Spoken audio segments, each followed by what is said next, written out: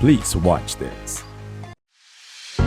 Your most valuable asset isn't your clients, it's your loyal employees. If you take care of your employees, they will take care of the clients. If your employees don't feel valued, neither will your customers. Acquire fresh ideas and big picture concepts to build your organization to becoming world-class. Hear strategies and best practices to get control of the most pressing issues and trends affecting the workplace. Welcome to the Asia HR Forum 2024. And now, let's welcome Mr. Richard Mills. Really pleased to have everyone up so early.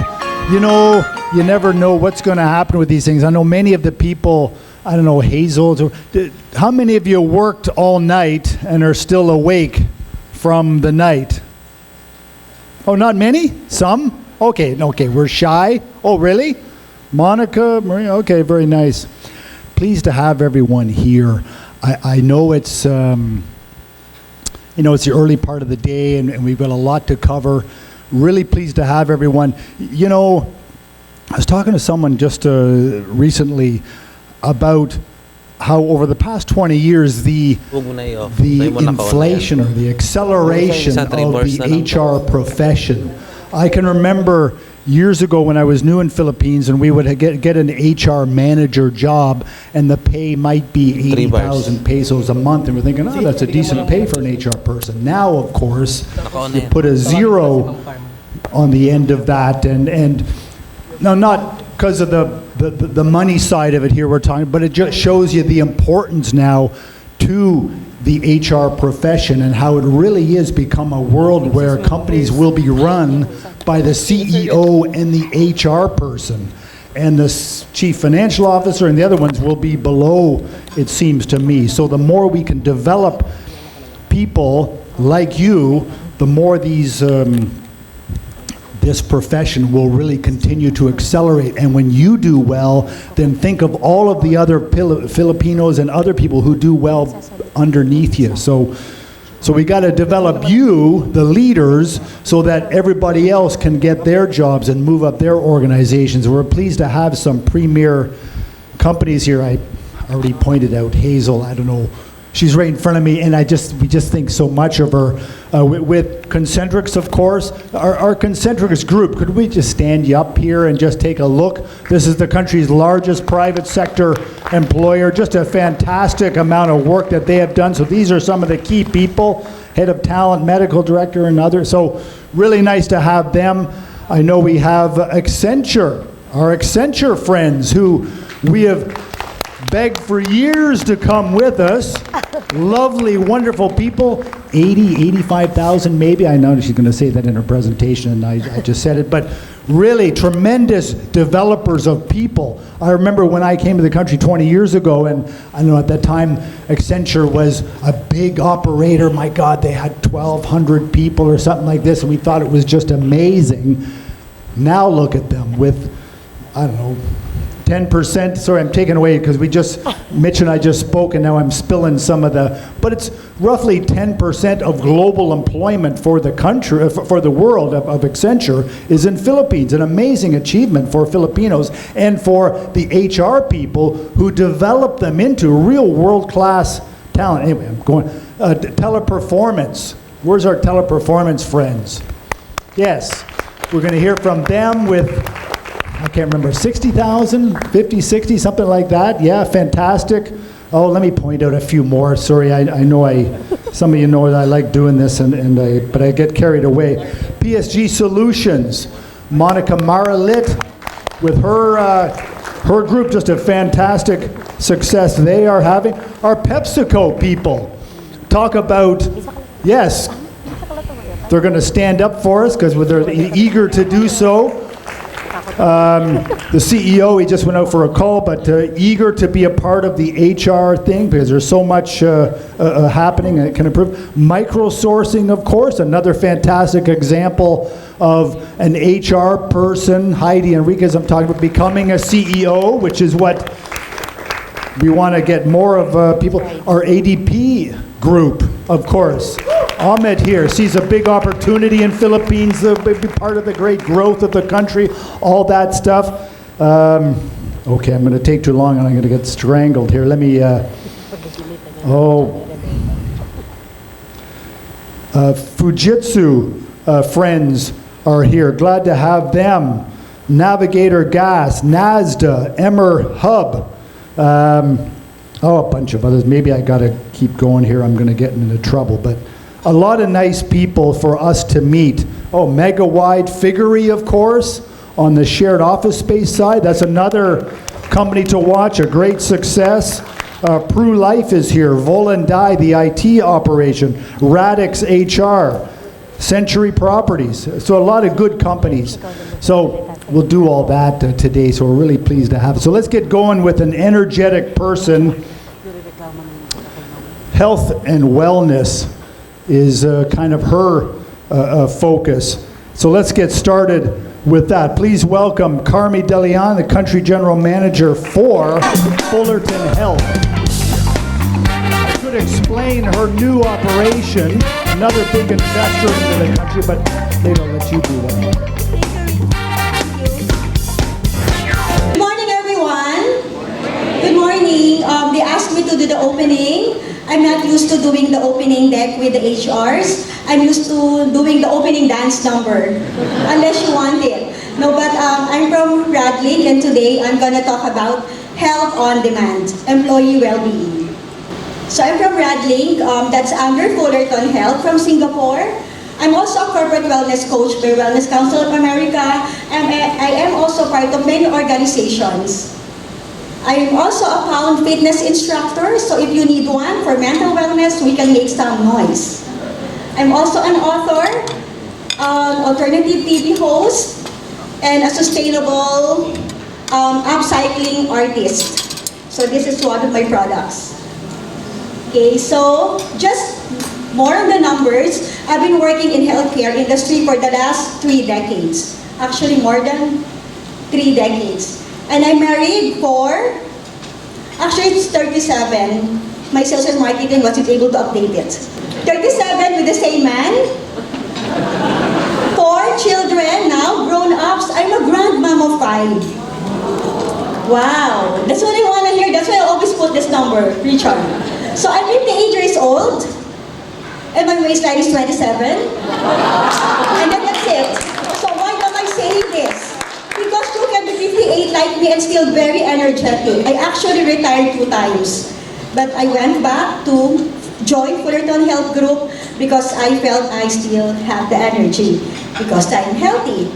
So that's the call to action this morning or today is reimagine well-being as a lifestyle, as a work practice. It's not a nice to have, it's a must-have. Okay, so I'm sure a lot of HRs right here can relate. The top trends and challenges, one of them, or some of them, diversity, inclusion, AI, and automation, but I'd rather focus on humanizing the workplace through wellness. So again, let's take a look at the best strategy, taking care of your employees' well-being. So it's not about I'm working for this company. It should be I am working with this company because I'm a significant player, I'm a significant contributor. It has to be more empowering right now. We need more empowered, networked employees. And as a company, we need to be more agile and flexible. And most HRs will agree with me, and that is the trend. So let's take a look at the 8 dimensions of wellness. So we have to make sure that we cover everything when it comes to strategizing and taking care of your employees. Yeah, even financial wellness.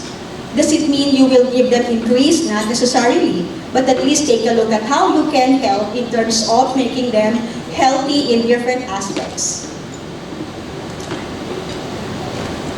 Okay, so if you're thinking of a wellness program, please start it, but just some pointers, it has to be holistic.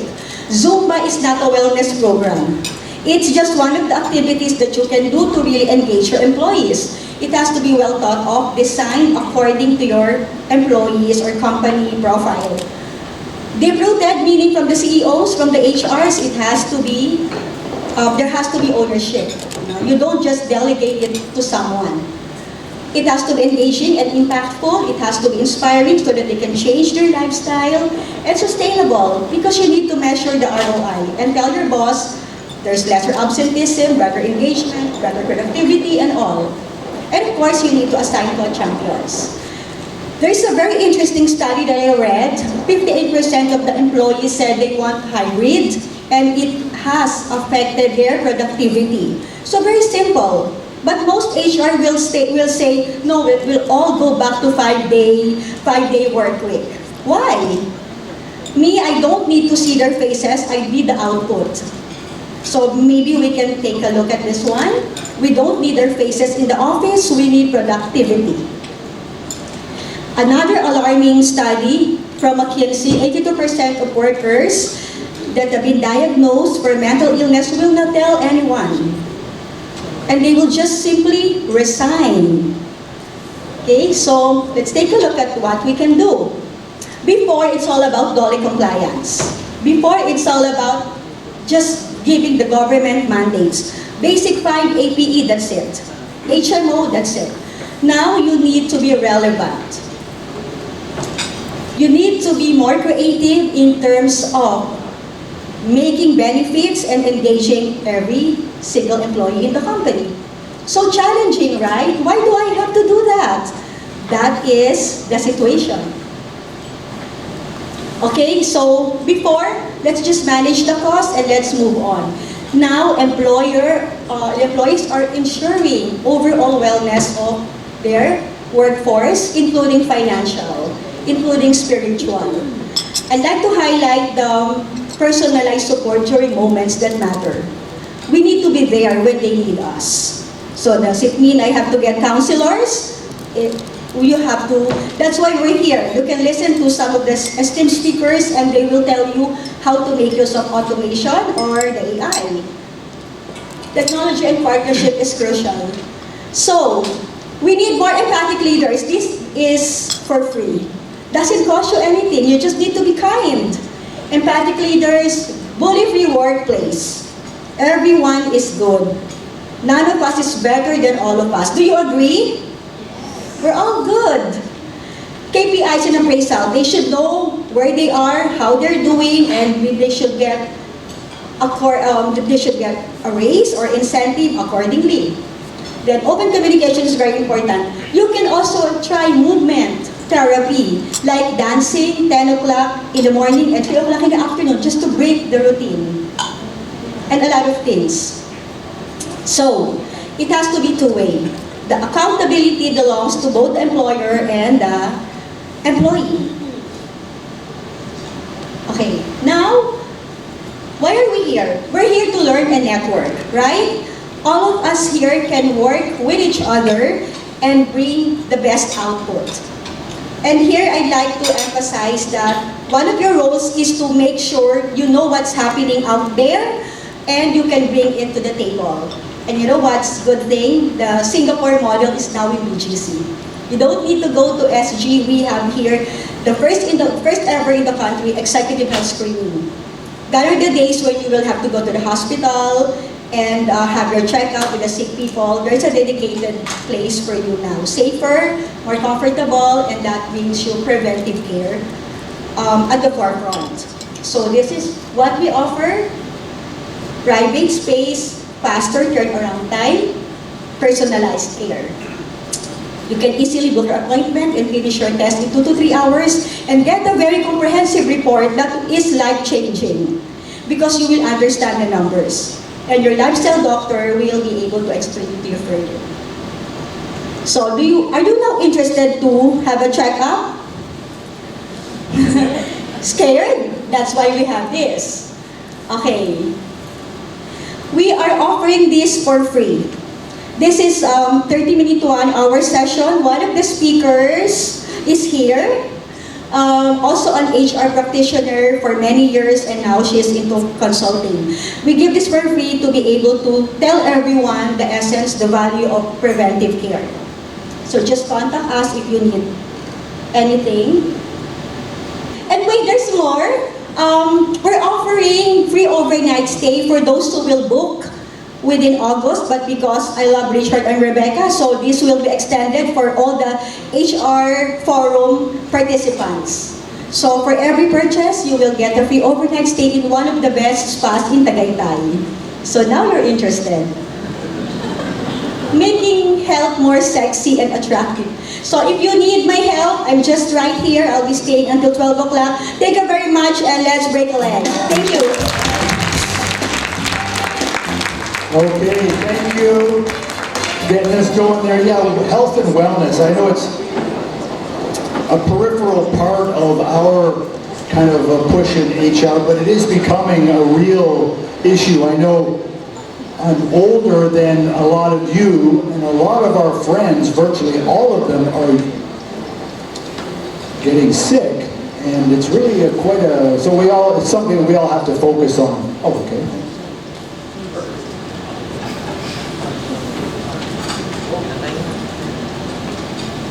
No. Okay. All right. Next speaker, let's go to Maria Empegelio. She, one of the nation's premier kind of HR leaders. Some of you know she formerly was head of HR for SBI Global when it had, I think, 15,000 people across 20, 30 countries or something that she managed. So it was a nice story and very intense time for her. So yeah, so let's get going with kind of an inspirational story from Marie, and we look forward to it. Thanks, Marie. Thank you so much. So, good morning, everyone. I cannot share my waistline. It's still top secret at this point in time, but we'll share other stories. So today I will talk about the happiness advantage. Do you believe that there is a happiness advantage? But before that, I have 3 stories to share with you.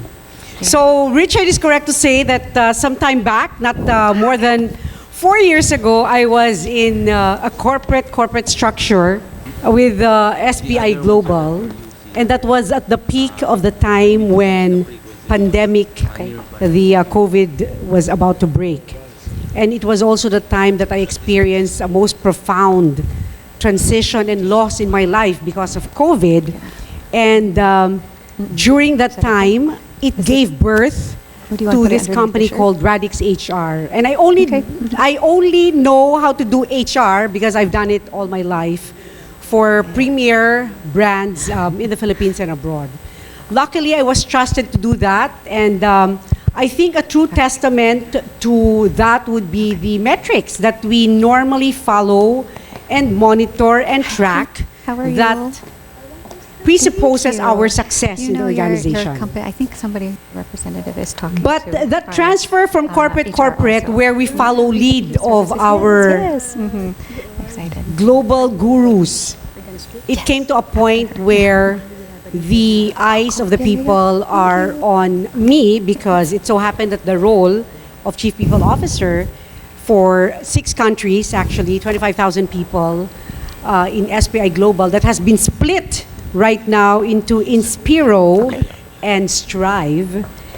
Now you get to lead a group of men and women that trust you with the metrics.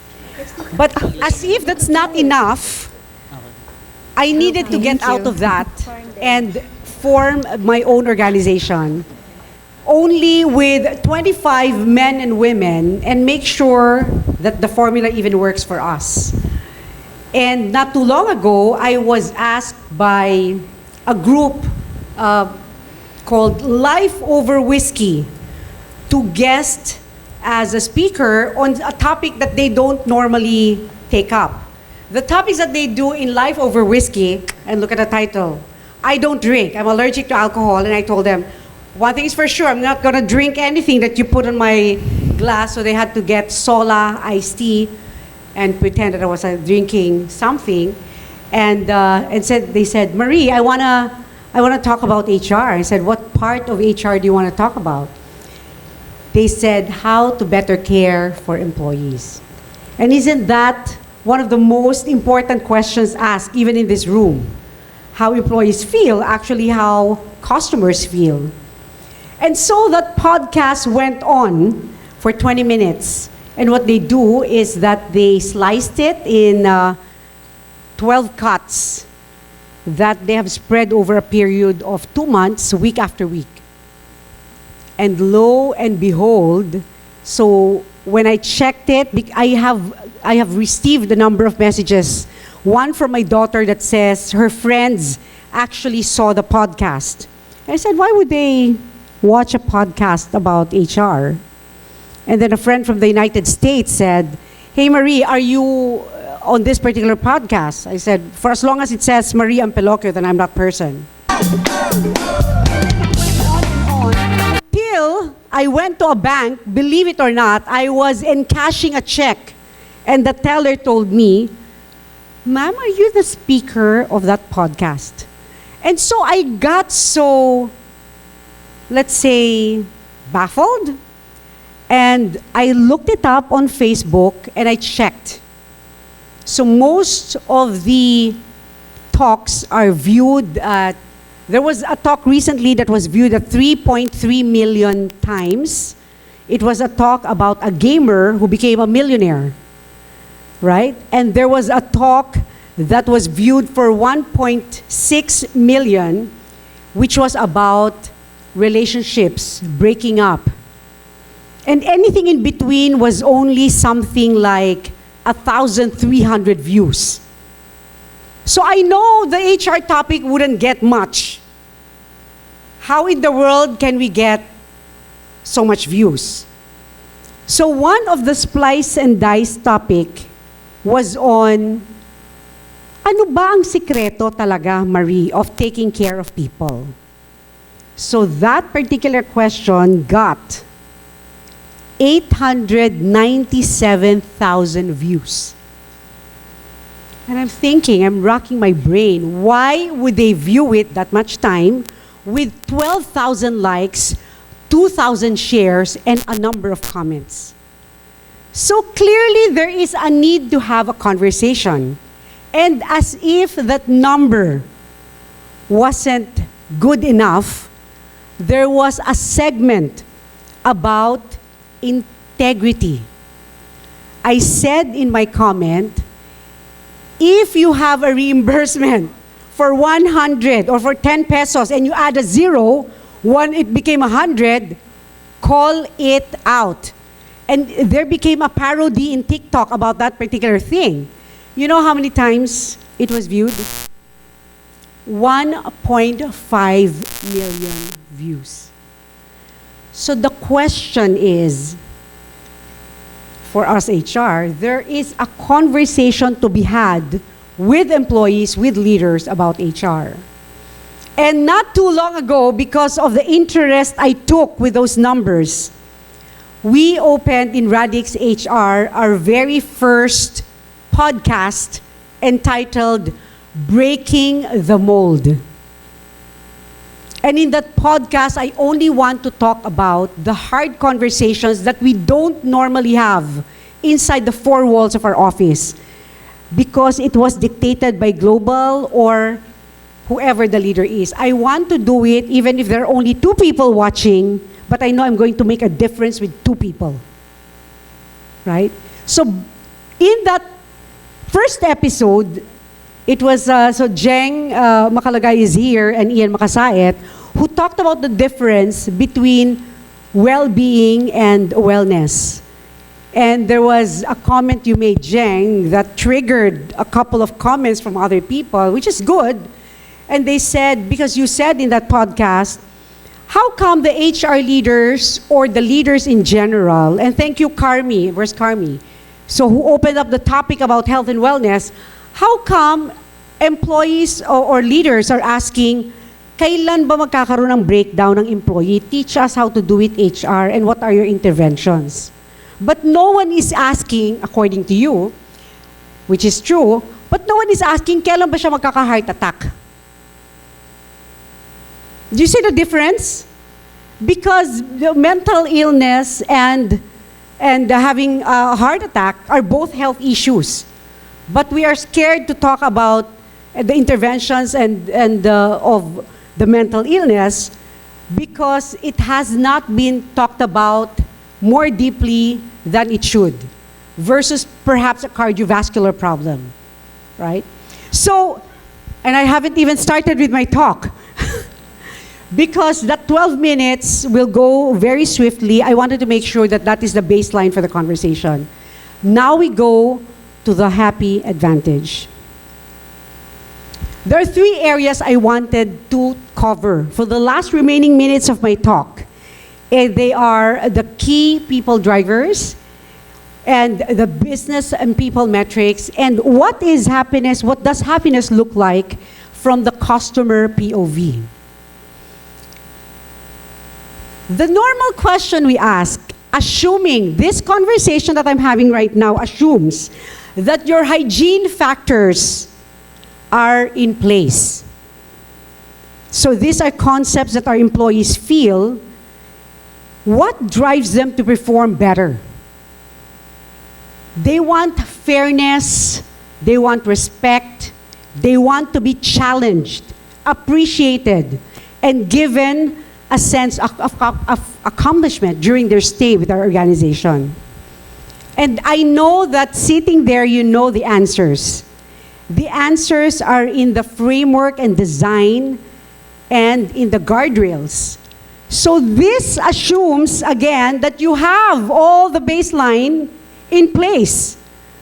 You know, the payroll system, your performance management, and so on and so forth. But where does each of the element where the employees want to be felt respected or appreciated should come from? And it will come from different areas. And I only mentioned a few of the possible interventions or framework or guardrails that should already exist in the arsenal of in the 4 corners of our organization. And when you look at people and business metrics, it's so easy as well to look at what is the net impact of the people. If you look at the first slide, which are more about HR concepts on reward and recognition, on performance management, on sandbags or innovation, the second point are about numbers. What is the net impact of people? You can see it in your employee satisfaction survey, your net promoter score, your referenceability as an organization, your attrition scores. And what happiness looks like is not about numbers. There is no numbers involved in what your end customers feel. They are concepts of emotion. Our customers will know if your employees are housed in a happy atmosphere because they will solve their problems. The customers will feel that the person looking after my business actually is happy, referenceable. They want to refer their family and friends. They want to even be part of any form of branding that the company espouses. So they are feeling, they are concept of emotions that the end customers feel. And so if your hygiene factors are right and bang on, and you have the layers of elements in play to make the customers feel really good, then the next 3 things I will talk about are additional layers or strategy that you can actually still look at. And I think I resonate very much with RadLink. Well, Radix resonates very well with RadLink. So in this particular solution, we created a solution for the executives of the company because they are the decision makers. Most of the bottom line numbers rest upon their hands. They come home tired, their family expecting them to be at their best, just as they were at their best in the office. So this particular program espouses a holistic wellness program that looks after their mental wellness, their personal development, physical, and nutrition. The last 4 slides. The other thing that actually presupposes, if that particular solution is for the executives, this one are for the employees of the company. So I agree with speaker number one, Carmi, that a lot of the things we do are actually a checklist, but the customers that we have in this particular program has said it saves lives. And even if we save just one life from a base of 10,000 employee base that we serve under this particular program, for me, it's already worth it. One life saved among a base of 10,000 people enrolled in our program, we've done our work. But thankfully, the consistency of the feedback we've gotten from a customer has been amazing. And last but not the least, one of the best arsenal that has emerged in the last 2 years of our existence is that the companies want us to be their stethoscope. The OD practice that we have allows Radix HR to put the stethoscope and revive the health of the organization by doing a lot of diagnostic work. And therefore, I will end this by saying, though we are a very small company, all Filipino, with largely a practice present here in the Philippines and a very tiny practice in the United States, we have only lost one employee over a period of 4 years. We have never lost a customer. All our customers have come back to us at least once, at best thrice, to say, Marie, please continue to help us. We have engaged our employees, we have promoted them, we have given them learnings far beyond they could probably get from any company that they go to. And so, yes, the happiness advantage exists. So I allowed our company Radix to be the playground for that solution to be amplified more with our customers. Thank you. Okay, very good. I'm going to run up here. Thanks. Thanks, Maria. Yes, okay, so that's a good overall view of things. So we'll have to keep that in our head. One of our sub-themes is general management. We want to start, or not start, but have more HR people think of themselves as business leaders and not just HR leaders. Our next speaker made that transition to general management very exquisitely. Monica Maralit, Senior Vice President, runs PSG Global Solutions. This is said to be one of the, if not the largest recruiting outsourcer operation in the world. So they've had a tremendous success here. And so let's hear all about that. Please welcome Monica Maralit, PSG Solutions. Thank you. Thank you so much. I have my timer because they've been very strict about how long I can speak. Hi, my name is Monica Maralit, and I am the Senior Vice President for PSG Global Solutions and also the President of Find HR. Both of the companies do recruiting solutions all around the world and also here in the U.S. I am also the President and Founder of the Victoria Heartstrong organization, which I started last year, and it happens to be an organization for underprivileged young women, and we support them financially and through a holistic program to make sure that these underprivileged young women in high school and college continue their education so that they can, continue to support their communities as well as our nation. Amen? All right, so we're going to be a little bit more energetic today. I need everybody to stand up. Stand up. All right. How do you guys feel today? Pretty good? Pretty amazing? All right, I need you to prove it, okay? If you guys have seen me speak before, who's seen me speak before? All right, just the people from my company. All right. So, all right, what I need you guys to do is clap twice and say amazing. So that did not sound amazing, okay? That was not amazing. That's not how you feel this morning, okay? We needed to do really loud, like you're really amazing, okay? 1, 2, 3, clap, clap. Amazing. All right, first of all, there's another way to do this. You go clap, clap, spread one leg to the back, like this, so you have that nice line when you lift up your hand. If you were a cheerleader, a dancer, or a stripper, you know what this means. All right, okay, clap, clap. Amazing. Then you throw your head back, okay? 1, 2, 3, go. You guys did. Sit down. All right, everybody. Look to the person on your right and say, good morning, I'm glad you're here. Look to the person to your left and say, you are beautiful. All right, so today, do you guys feel good? And that's what it's all about, okay? What we want to do is make sure that our employees feel good. And one way to do that is to make sure that we include them. But this is what I'm going to talk about: diversity, equity, and inclusion. All right? And really, like they've spoken before, if your employees feel good, they feel safe, they're going to be a lot more productive, they're going to have better results, right? Okay, inclusive leadership, but how do you start? Who has DEI programs in their company? DEI programs, yeah, almost everybody has a DEI program. But what you want to do is make sure that it's not just a program, because you can get funded for programs, right? You get a budget every year so that you can continue a program.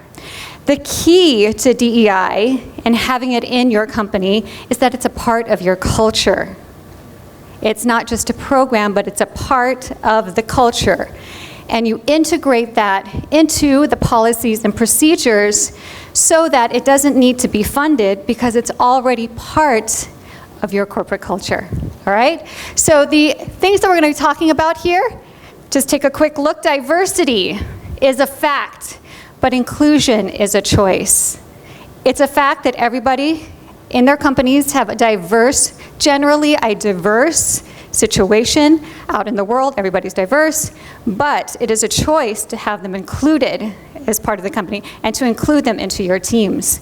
So a couple of things that we'll go through today: inclusive leadership core principles, making sure that we are open.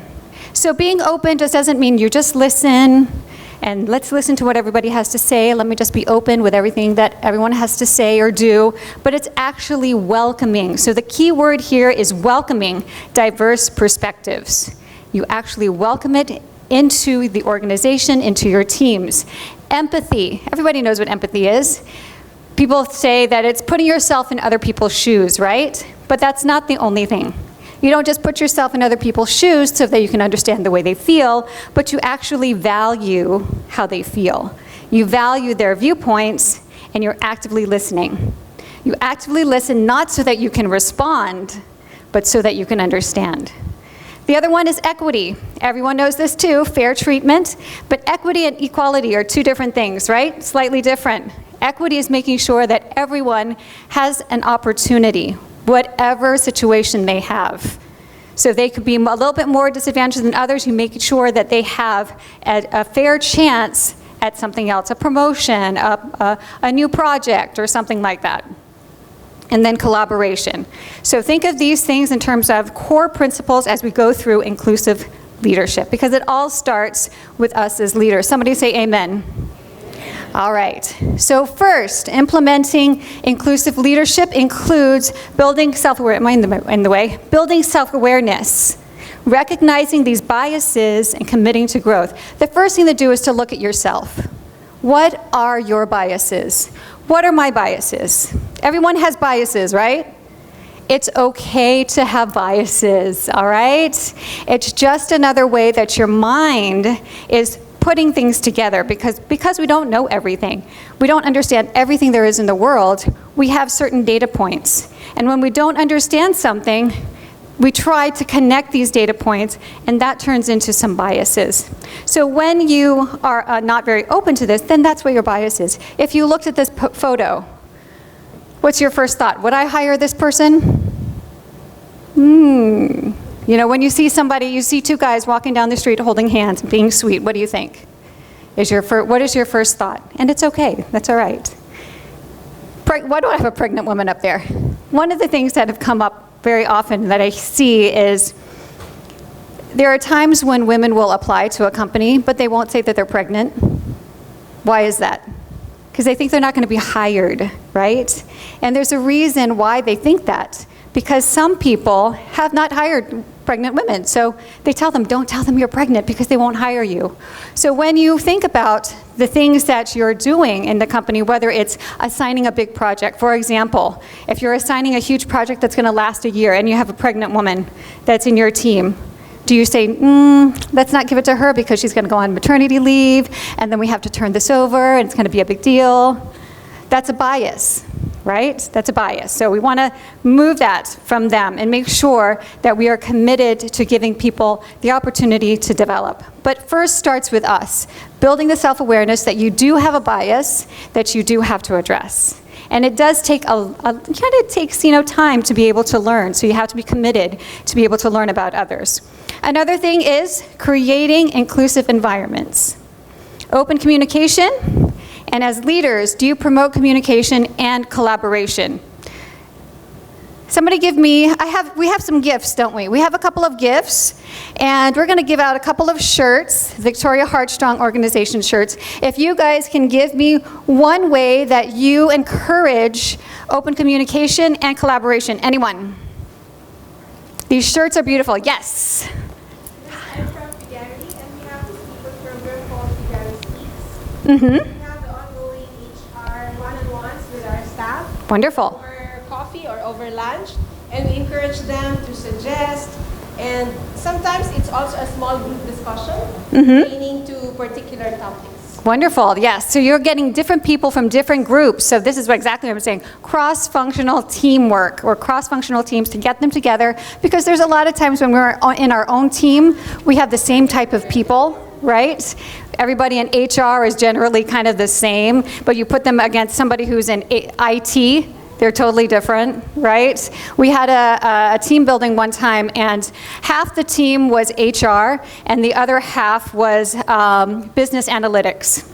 And during the session, there was a time when there was a sharing part, and all of the HR people were like, oh my God, I love you, I appreciate you. And they were crying and everything, and they were just pouring out their hearts. And the business intelligence or business analytics were like, what the heck is going on? Why are they so emotional? But it's just because they're a different perspective. So getting them together and learning about different perspectives is one way also to encourage open communication. Another one is supporting diverse talent. Somebody give me an example. Do you guys support diverse talent? Do you know what diverse talent means? Anybody? We got more shirts. Don't worry. She can tell you it's beautiful. Has a little heart. It is. It says Victoria Heartstrong Organization on the back. Anybody? Can you tell me what diverse talent means to you? You look like you're about to say something. Tell me, what do you think diverse talent means?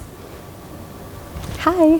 Hi, my name is Arnel. I'm the head of HR for PepsiCo Philippines, Malaysia, and Singapore. Very nice to meet all of you. So for PepsiCo, we define diversity as a community of employees who may not have as big of a representation from the other groups that we have. So for example, if we look at Latinos in PepsiCo, we have that community. We also have a support group for women, and we also have a support group for LGBTQ plus members of the community. Wonderful. Yes. Thank you so much. Give them a round of applause. Nice t-shirt there. Yes, diverse talent means just from all different walks of life. It also could be, different ages. What I loved is that Carmi said her age, and I'm really big on it too. I'm almost 50, and so I want to be able to, thank you. You look shocked. Thank you so much. Give her a shirt. Thank you so much. Just for looking shocked. I'm almost 50. I'll be 50 in about 6 months. And one of the things that I encourage is everybody tells their age. You know why? Because the ages look different. 30 years ago, 50 looked different, right? Because they didn't take care of themselves. They can smoke in the planes. They can do all sorts of stuff. They were doing cocaine in the 80s. But, today we are doing a little bit more to keep ourselves healthy, right? And we also don't want to ostracize or kind of, assume that older people can't do things. So when you have a new technology or a new app, who do you think of first to go to? The young people, right? But it could also be maybe not so much the young people, right? And we have to be open to the wisdom that some people have who are a little bit more mature, a little bit more experienced in the organization, and also still be able to value those who are also younger. So here's to telling our age. Anybody else over 50? Thank you. Thank you so much. You'd be proud. You'd be proud of your age. All right. So make sure that that's one thing that you also do. One more thing that I wanted to say that, I'll be honest with you, I came from, how do I call it, a background where I had a little bit more privilege. And so I'm very lucky, and I'm not going to be ashamed of it. My mom and dad worked very hard to give my brother and sisters, and my brother and sister and I, a very good education, a very good upbringing. But I will tell you, I was probably a little bit sheltered. So I grew up in the States. I moved to Bangkok, Thailand. I went here also, all private schools, all a little bit privileged. When I started the Victoria Heartstrong organization, I was really focused on underprivileged girls because I saw that there was a need to make sure that they continued their education, because there was only one way for them to be able to get out of that situation, and it was through education. And that's what I saw as well. But when I spoke to them, and I'll be honest with you, you generally hire people who are similar to you. That's your first bias, is to think, let me hire somebody who's similar to me. But as I spoke to these girls, I realized that they have so much more potential, and they have such a different way of thinking that I could learn from as well.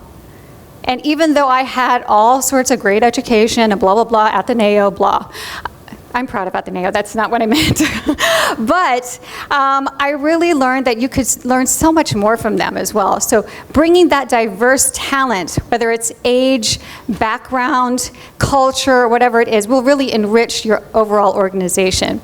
And being very open to them also will make everybody feel like they are welcome and included. So I want to give you a couple of case studies. One of them is from Teleperformance. One, I can't remember what year, I don't remember what year, but it happened to be, look at all the Teleperformance people taking a picture. They decided that they were going to try deaf people in the call centers. And you're thinking, well, what the heck can the deaf people do? Well, they did chat. But the problem was that nobody else could sign. So they had these few deaf people who were part of the organization. They didn't know how to coach them. They didn't know how to train them because nobody else could sign. But they said, hey, let's try it. Let's do it. We're gonna try to make this work.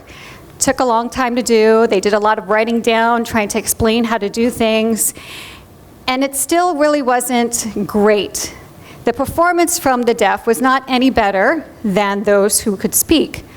So it wasn't better, and there was a lot more effort. So they were thinking, is this still something that we want to do?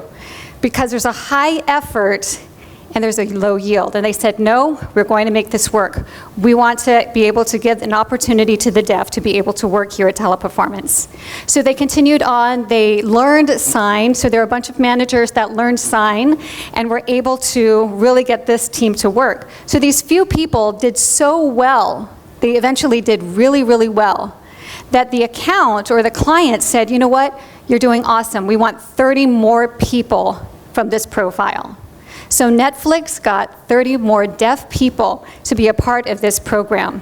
And that not only showed, one, diversity, their commitment to diversity, but it turned into actual dollars, because Netflix was paying for this, and they were bringing real value. So it's not just a warm and fuzzy feeling, but it actually turned into something that was profitable for the company.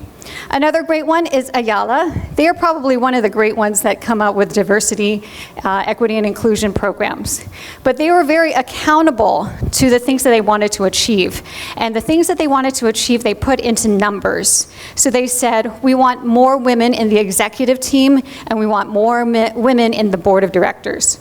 So they made sure that that's what they strived for. In 2018, they had about 25% of their executive team were women. Last year, they're now up to 43% women executives in Ayala, and their goal is 50. They are almost there because they're that committed. The board of directors right now is 30, which are almost all men. You can barely say it was like 1% women. It's now 35% women. So just by having women in their executive team, as well as other diverse backgrounds, they're able to be more agile when it comes to decision making. They have a more well-rounded decision making, and they're a lot more profitable this way. Yay, women! All right. But here's one of a case study of a lack of inclusive leadership. Everyone know Uber? We know what Uber is. They're not here anymore, but we know who they are. They're obviously the ride share, car ride share, transportation, really great. They still make a lot of money.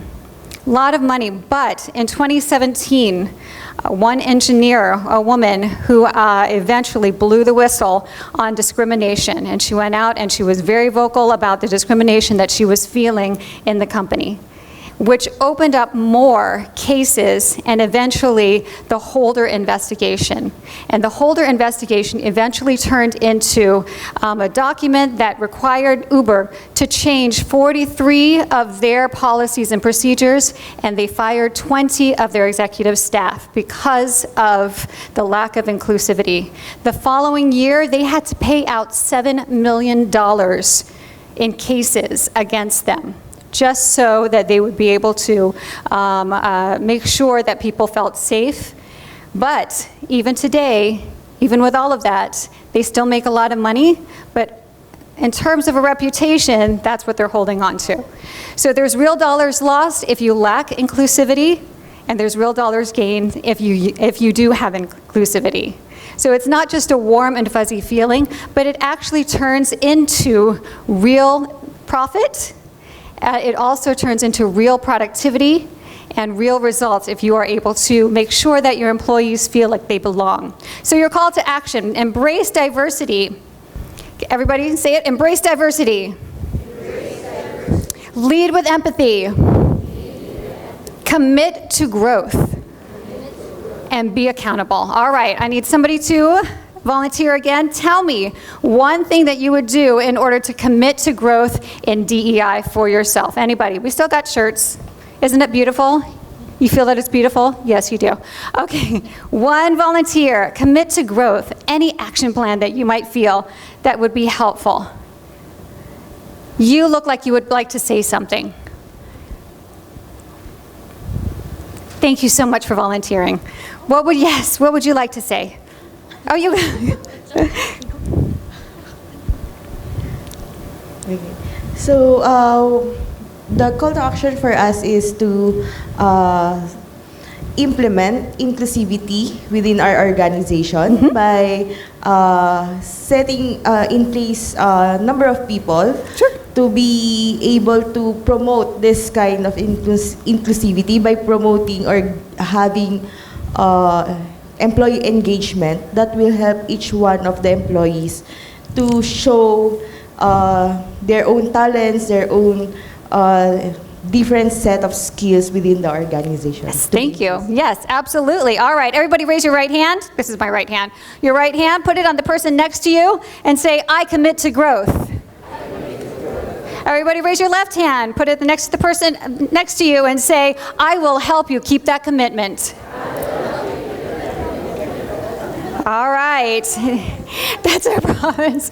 So thank you all so much. I just want to give you one last thing to look at here. One of the things that I'm very into is women empowerment and also women's issues. So I decided to write a book called Becoming Sheroes. I got together about 14 other women, so there's 15 authors here, including Rebecca.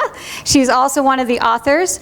They've written their stories of challenges, their victories, their resilience as well, and they have great stories. So if you guys are interested to buy one of these books, they're all outside. It's great also to give your employees for your women's empowerment groups or for anything that you guys might be interested in. Thank you so much. Monica Maralit. So pleased to see her in action. I didn't know she was turning 50, so congratulations to her.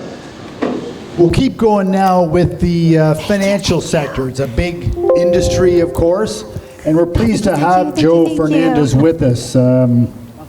She's a Chief HR Officer currently with China Bank Savings, but previously in similar roles with East West Bank, BPI, Metro Bank, I think it was, and known in that industry as big HR. So she wins regular awards. Some of them we put there, and part of all kinds of organizations and associations, and also a lovely, adorable person. Please welcome Jo Fernandez, Chief HR Officer of Citibank Savings.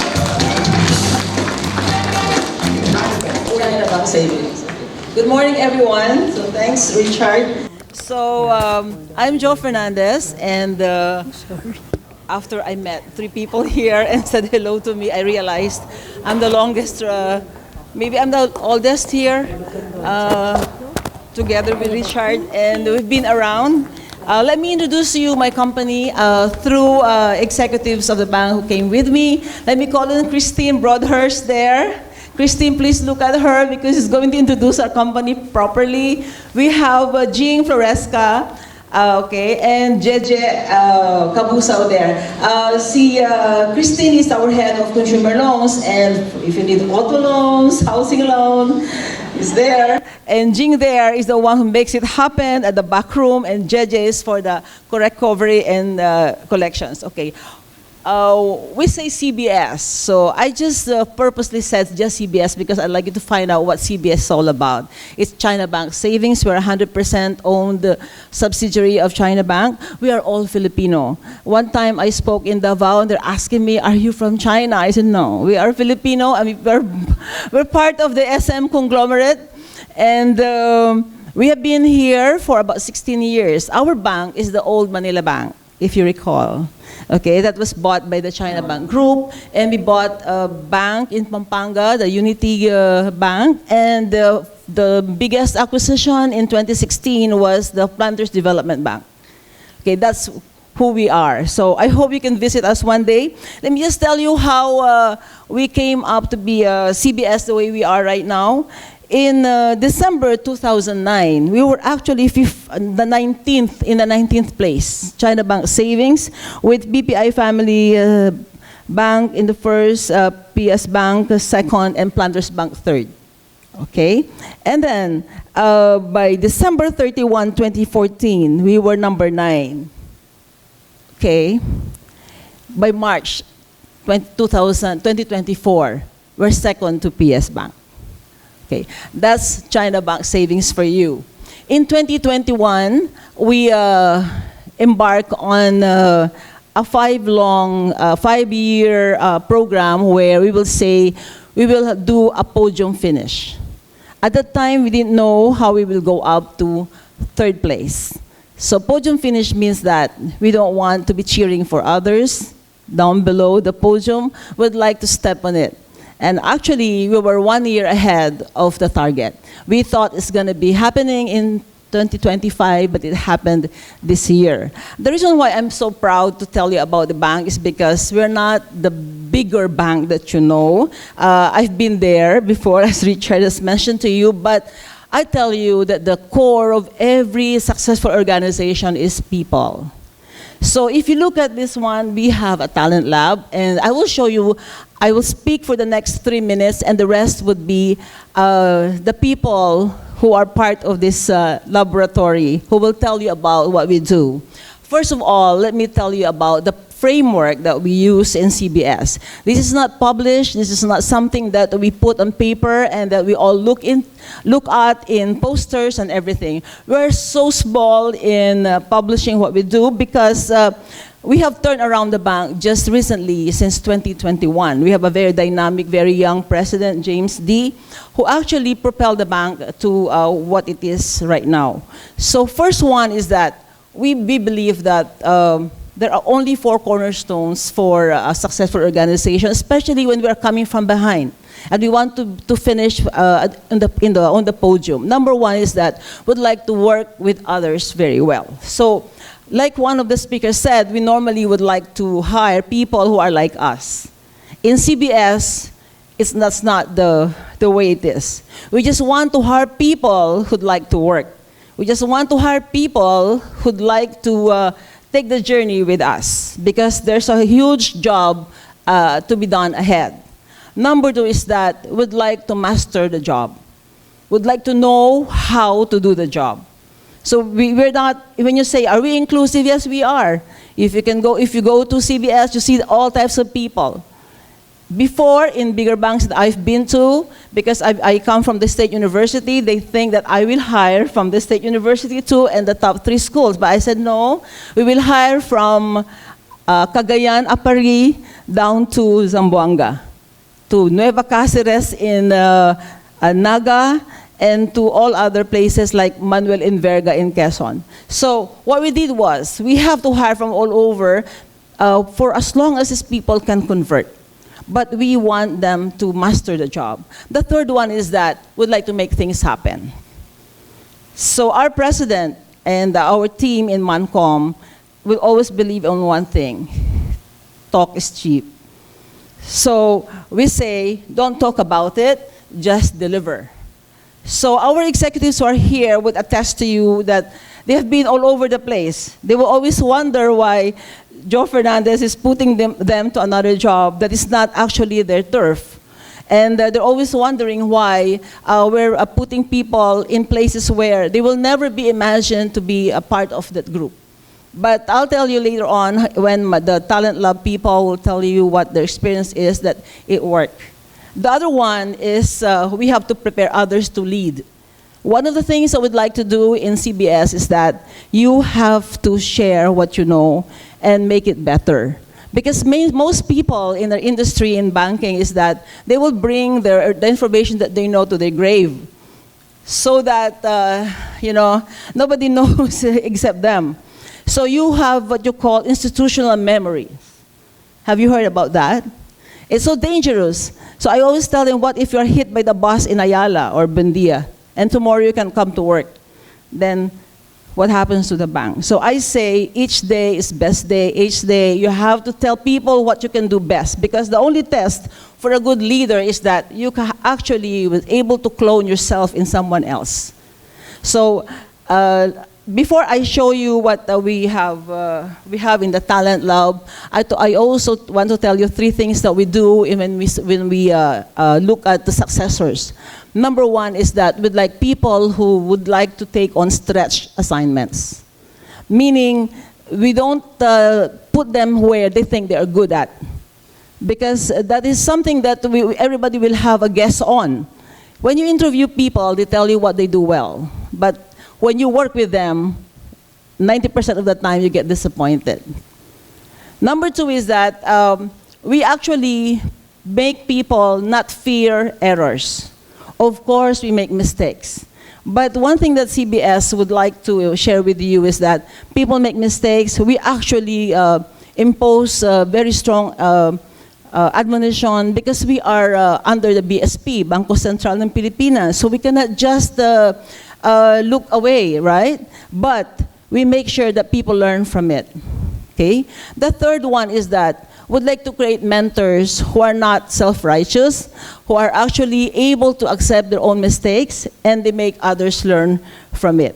So, ladies and gentlemen, I think I finished my part. I'd like to share with you, Direct, can you show the talents that we have right now? I will be closing from here, but please listen to them, because this is the result of the kind of leadership training that we everyone. do in CBS. And these are the people that you meet in your organization, and this is the way they think, and this is how they want to be mentored.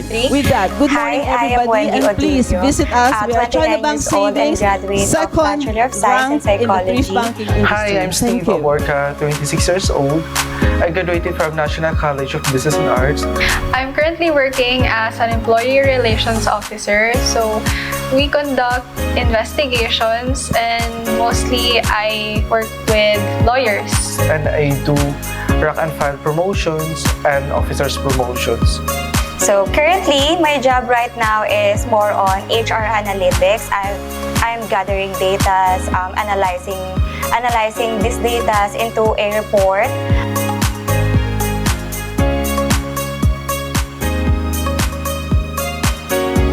For my work environment, during preliminary investigations, while we read the incident reports, serve memos, show cause memos, and we invite the employees for a hearing, emotionally, as an empath, maawa ka talaga, and you have to separate yourself emotionally from your work.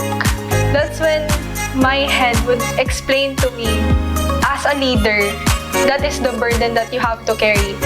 You always have to do what is right for the company. One of my unforgettable learnings is nung nag-start ako ng career ko sa banking industry. So, my first job assignment is tellering. So, na-assign ako sa branch operations for 5 years. From a fresh grad na no experience talaga, zero knowledge about kung ano yung dala sa akin ng industriya. And now that I am a young professional, I would say na dapat hindi tayo matakot to take new opportunities and new learnings. In my 2 years as an HR associate, I don't belittle any achievement that I have. Everything takes time, and as I process the performance appraisal and promotion of staff employees, I realized that everybody has their own season and success story. And you just have to wait para sa sarili mo, and to be grateful what you have now, and also to be grateful for others.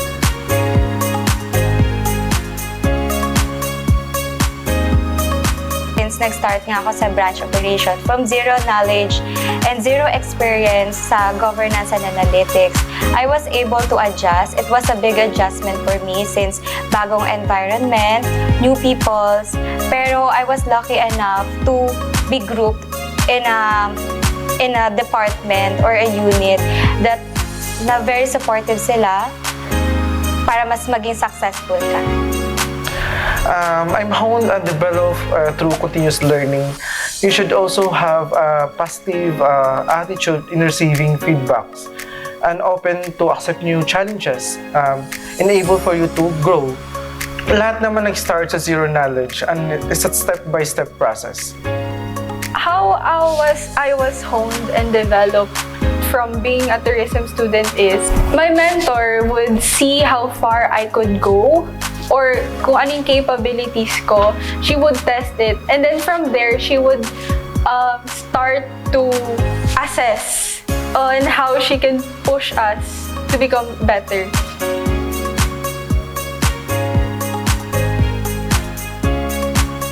Stretch assignment is very challenging and minsan nakakatakot siya. But I take it as an opportunity to learn and expand my professional growth. I see that as a challenge. I also accept the challenges for my personal growth and also for my career. I don't think as a negative, but in fact, it's an opportunity as long as you love what you're doing and have the passion to make a difference sa ginagawa mo, then take it.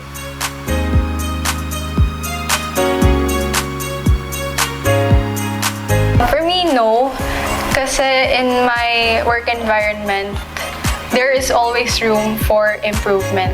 I think mistakes are part of life, and mistakes,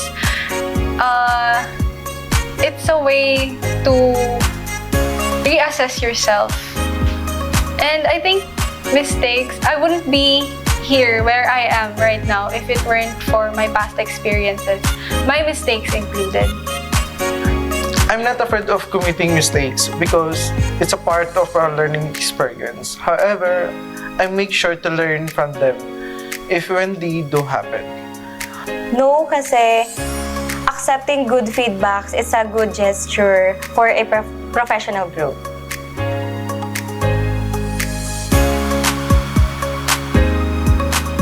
Through continuous learning and openness to experience, kailangan maging maabilidad ka at madiskarte ka. Kasi hindi naman lahat mababasa natin sa libro at itinuturo sa atin. So, dapat meron tayong initiative for self-learning. Ako po personally, madiskarte po kasi ako. I think I wouldn't last in my department if hindi ako madiskarte. From tourism industry to banking industry, everything is alien to me. So, the processes, the positions, everything, wala akong naiintindihan. So, what I do, I go to my colleagues and I ask, kasi alam ko na sila yung maalam. Lahat ng mga tinuturo nila, lahat ng information sa binibigay nila sa akin is I absorb it. You should know your strength and how you can play by them. And also, you should know yourself, your core, and your values.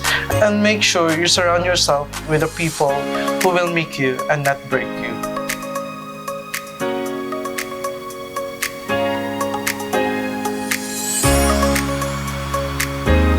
Ang take ko po kasi dyan is, yung Latin honors ko is that is the reward that I received from all the hard works that I did when I was in college. So, nung nag-start na ako mag-work, yung Latin honors ko, nasa likod ko na yun, wala na yun. Kasi, pagdating sa work, yung mga kasabay mo doon, summa cum laude, magna cum laude, some even wala. Bandang huli, lahat kayo magsa-start sa pinaka-umpisa. So, lahat kayo back to zero. And, I think it doesn't matter kasi hindi mo alam yung kasabay mo na hindi pala Latin honor, siya pa yung boss mo in the future. No, being intelligent, it gives you an edge. Having Latin honors, it gets you foot through the door quicker. But once you're in the corporate world, the most important thing that makes matter is how you play the game. No, it doesn't mean na intelligent ka, you are disciplined. Part siya ng achievement mo, yes, pero kailangan mo din i-develop yung emotional intelligence mo para ma-apply mo siya sa theoretical learnings.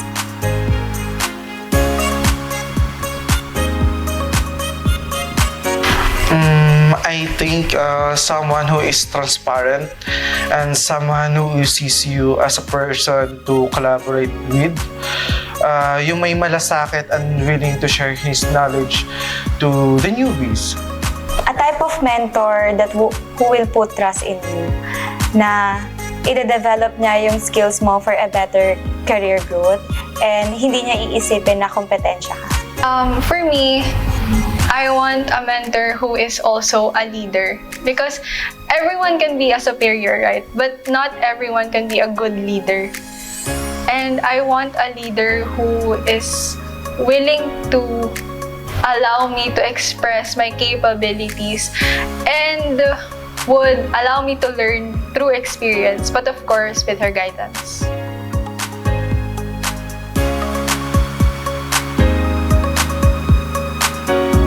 For me, don't be afraid to take new opportunities. Take these opportunities as your small steps to be successful. It will be a rough road, but just stay focused on your goals. For me, stay focused on your dreams and work hard for it. And there's no shortcut to be successful. It's a step by step. And if you fail, don't give up. Stand up and learn from it and continue your journey.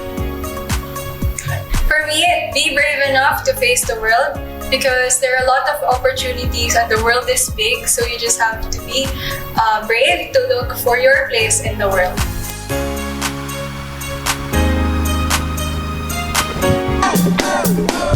Okay, thank you to Joe Fernandez. Okay, our next organization, I do put some companies kind of on a pedestal, and our next company is one of those, I would say, just because I worked with them in North America years ago. Some of you know we do executive search work for kind of quite senior roles. And just over the years, I don't know how Accenture has been able to produce real people who really stand out. When you put their people beside some others, there's many good employers, of course, but somehow they're able to produce people who are well-spoken, they have excellent technical skills, business acumen, as well, they're just nice people. And so the people we have here are examples of that. Yeah, so I don't know. They're such a large organization. I think I mentioned, what was it, 60, 65, I think? 85. Oh, God, jeez. Okay. 85,000 people, but still able to produce really high quality. You'd think with that numbers it would be impossible to manage and develop people, but they're able to do that. So we're really pleased today to have our next speaker, Mitch Messina, to go over some of the strategies companies, global world-class organizations like Accenture has in place to really produce world-class people. Because I know years ago, you know, I'll tell you honestly, you know, 20 years ago, some people had questions. Well, you know, how can, you know, in Philippines, how can you ever be expected to produce world? Some people said similar things about India. If you can imagine, now two of the major companies, major countries that employ world-class people from. So it's really an interesting I'm talking too much here, but it's really a fascinating thing what they do, that they have these things in place to really produce world-class people. So really glad to have Mitch here to tell us all about it. Thank you, Richard. You talked about technical skills. There's the other one, intelligent, well-spoken, and nice. I don't know about nice, right? All right, can I just request everybody to stand up? Because this is such an amazing event where everybody are from, actually you're from human resources leaders. Can you give yourself a round of applause? And make it louder if you believe you're doing great and you believe that you're moving the people programs within your organization. The louder, it means that you firmly believe that you're that. Thank you so much.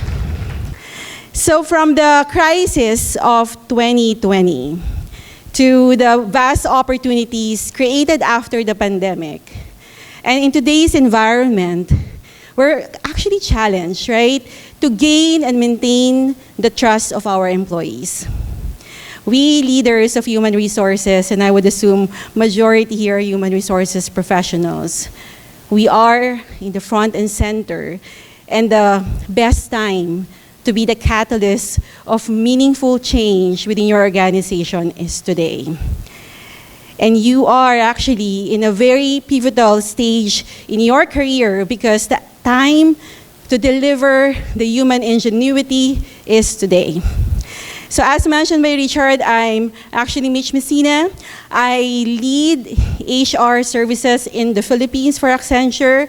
It's about 1,000 people rallying towards delivering human ingenuity for our company. So let's talk about Accenture. Let me introduce to you Accenture. Accenture is a global organization with different capabilities in expertise and technology, managed services, strategy and consulting, and even corporate functions. We're present in 49 countries, around 200 cities across the globe. And we have almost or more than 750,000 professionals servicing our more than 9,000 clients. And talk about 49 countries, one of which is in the Philippines. And in the Philippines, we've been operating for more than 35 years. And we have more than 85,000 employees delivering work, delivering services, and even advising clients. So we have about 1,000 clients in the Philippines, servicing from the Philippines. We're present in 20 facilities from Metro Manila, within Metro Manila, Cebu, and Ilocos. For such an organization, very large, very complex, and I would say very diverse, because we do have talents from technology, we have talents from operations, consulting, and corporate function. It's such a feat for us to be certified Great Place to Work since 2022. And in fact, we have been awarded the second best Great Place to Work in the Philippines at the large company category by Great Place to Work in 2023 and 2024. So you would, actually Richard did talk about it. So how do you do it, right?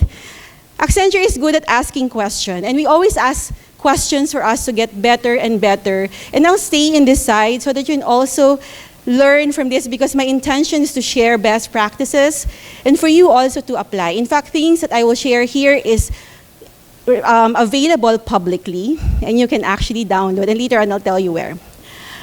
Okay, so the question is, what do the workers of today experience? We heard from Carmi about well-being.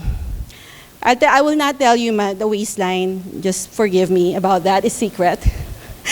And then Marie talked about happiness, right? And that's important. And then you have Monica talked about diversity, right? And why is that? Why is it important to even talk about development? Because right now our workers are experiencing tremendous, working, living surviving unprecedented paradoxes for the past 3 years. So I can tell you that, I think you can relate, that our workers and employees are managing personal obligations, right? And then in the study that we have conducted, 70% of our workers globally have some sense of caregiving responsibility. Would you agree? Yes? And in the Philippines, the 70% doesn't include the pets. Dogs, cats, rabbit, right? It's not included. These are just human beings. But imagine if you add up all of those caregiving responsibilities, it's massive responsibility for you to live, work, and survive. And then out of those 70%, over 8% are actually managing, caring for their kids and their elderly parents. I recently experienced the same, and that's us, right? Now, I've heard about digital transformation. You probably have heard it in your organization. But do you know that based on the study, more and more our employees are feeling disconnected still, despite the digital transformation. 30%, only 30% of our workforce, and let's talk about the study, link between the work and the company's goal. So they're just confused. And I can imagine if you're managing these paradoxes, right, and try to connect your purpose to the organization, only 30% can do that. And 29%, unfortunately, only 29% trust their company leaders. And this study is Net Better Off study, if you can, later I will share with you. And then 1 of the 6 workers feels disconnected to their organization. They're probably just, doing their job, but 1 out of the 6 is actually disconnected. But the other conflicting facts about all of these, they're still expecting, and there is that perception that workers believe that the organization that they're in, they're actually responsible for their own well-being. And here comes wellness program. Here comes the total D&I program, because after the pandemic, it heightened the need for all of these. Right? After the pandemic, moving to this quote-unquote going back to the new normal, it intensified that, hey, my organization should be responsible for my own well-being. And the organization that I should be in should care for me, and I should feel loved. And in Accenture, we launched our talent strategy called Being Loved. It's hinged and actually anchored to the study made on the future of work. But the unfortunate reality, our workers are also feeling that organizations are not changing.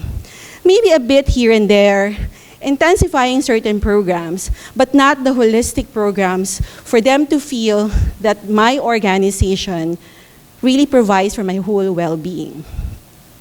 So now, unraveling all of this, feeling of our employees or workers, Accenture engaged about 3,000 HR and client experience professionals, together with about 15,000 employees across 15 countries, 15 industries and 10 countries.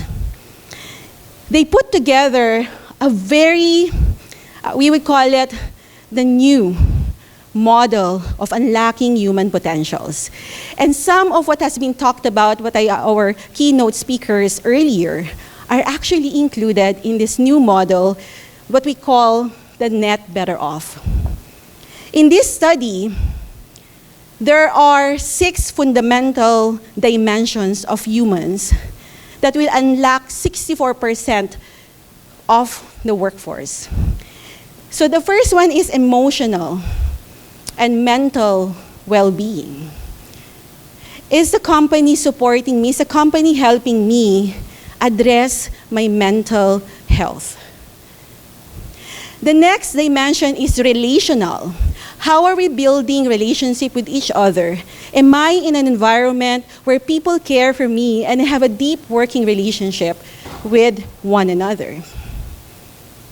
The other dimension is the physical. And Carmi talked about the 8th dimension of wellness. And it's so connected to the 6th dimension of unlocking human potentials, because physical well-being, where you have 8 fundamentals, actually connected to this. Purpose. I personally felt this is something that's kind of taboo in the past. Sense of purpose. So, not something that you would talk about before, but people now believe that if I have a sense of purpose, if I'm connected to the sense of purpose, that is one dimension that unlocks human potential. The next one, and the two aspects are connected. Employability. Gone the days that employers would have to just focus on building the skills for today and building the skills for your own organization. The study shows that companies that really invest on employees, skills, to upskill them, not necessarily to keep them, but to make them ready for others, for potential employability. And connected to that is financial. Are we providing the entire total rewards, not necessarily again for today, but in the time of crisis? Are they prepared enough for the future? Going back to what the workers are facing today, they're managing paradoxes. And if they don't have the financial capability, how do you expect someone to perform the job? So much to think about, but this model is actually available. So if there's a question, how do you do it? This is a model that we live by. Accenture talks about even diversity programs is embedded in that. It's called Net Better Off. Now, so Mitch, how do you do that in Accenture? In Accenture, we have what we call the key 4 actions we do to create that high-touch employee experiences to again anchor to the Net Better Off model. The first one is still modern leadership. I remember when Brene Brown, the very popular speaker, popularized the term safe environment and vulnerability. Who knew that after the pandemic, that her model of vulnerability and safe space became like a model on stealing a dynamic leadership? The next one is a thriving culture. Do you think that your organization today is harnessing a thriving culture? Do you think that in conversations with employees, you create that safe space on becoming me, my authentic self? Going back to diversity conversation, that is all about bringing that culture together of diversity, equality, and authenticity. And the next one is enabling the organization to be more agile. Let's define why people would have to go to the office. Can you raise your hand if you required your employees more than once a week to go to the office? I can see a show of hand, a few. Can you raise your hand if you kept it hybrid? Awesome. Isn't that exciting to really define what it means to go to the office? It's about time to think about how you invite people to go to the office and say this is the best way to have them. And at the same time, create that flexibility framework. How do you interact? How do you address employee inquiries? How do you talk to employees who have concerns? And this is massive for a size of 85,000 employees in Accenture. It's easy to manage, easier, I would say, to manage potentially 10,000, 12,000. But imagine, how do you address inquiries and requests of people going through the life cycle of their employment in a company if you don't have an approach and don't have the framework? Last but not the least, let's use the technology, right? establish a robust technology. This is about time, and Accenture is so passionate about digital core. Put the system in the cloud, because that's the only way that we can empower our employees to do higher tier work.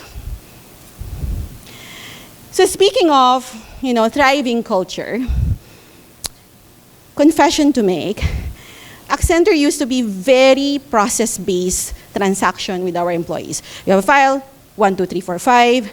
You have a maternity leave, 1, 2, 3, 4, 5, 6, 7 process. The interaction is so process-driven that everybody is so like, okay, this is 1, 2, 3, 4, 5. I missed number 6.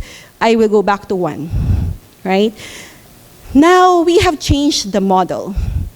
We have changed from process-led to experience-led, moment by moment. Employees, how we deal with someone experiencing loss is different. The interaction with employees having a celebration, a transition in their career is very much different when how we deal with someone managing a very difficult times. And we call it experience-led model. So how about creating a more connected, not necessarily all the time in the office, we call it the omni-channel connectedness. We decided as an organization to move closer to our employees. We have launched our satellite offices, recognizing that not everybody can go to commute. I travel from south area of the Philippines. It takes 2 to 3 hours to get to the site. Imagine the convenience of our employees to just go nearby. Satellite office work, internet, air condition, with a nice office, and they don't need to worry about their internet pay, their bills, and electricity. So we became, deliberate about our approach on omni-channel connectedness. We have already, I think, 5 satellite offices. We have 1 in Santa Rosa, Cavite, Batangas. Batangas is up and coming, but we have Bulacan, then we have in Cebu as well. Remember we had the Karina typhoon. And if we don't have the satellite offices, our employees wouldn't have an opportunity to work. But this time they have a choice. They can go to the satellite office and perform the job because it's nearby their places. I interviewed someone in Cebu, and in Cebu, the satellite office is in Mactan. And I said, how often do you go to the office? Like, almost every day po. Why? Kasi po ang mahal ng electric bill. Eh dito po aircon. So amazing, it's a simple change on the way we work. But that has been amazing opportunity for employees to change the work environment that they have. And we are currently revisiting our satellite offices strategy, if we will expand or we will keep. So, two slides. We are not perfect, we still have so much to do. But one thing that Accenture does very, very well is to listen to our employees. We have multiple listening tools, but I'm just showing you 3. We have the team engagement, the Gallup Q12. That's more, frequent. If you have a team issue or you just want to get the pulse, go to Q12. Everybody has access to it. And then for the culture, this is also the reason why we're also very much focused on the certification, because it's not for us just an accolade, it's for us a way of life. We want to understand our culture. We want to understand if our employees feel the culture. And knowing Accenture, we move forward with many transformation, but another listening tool is our, what we call the Enterprise Transformation Survey, to understand whether our employees believe in the transformation. And to protect as well the behavior, we have the Conduct Count Survey. And yes, our employees are getting tired of survey, but this is actually part of our listening tools to determine whether are we doing the right thing. Diversity change of how we look at talent has been part of our focus area. To achieve a net better off organization, we have to start revisiting who are we hiring for? Who are the talent, aside from the usual talent? So let me, play this video for you to reflect our diversity as well.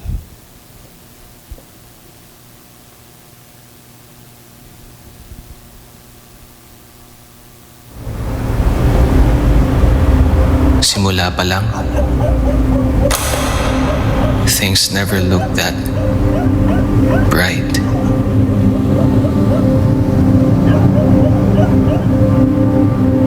Kaya na-master ko ang mabuhay sa dilim.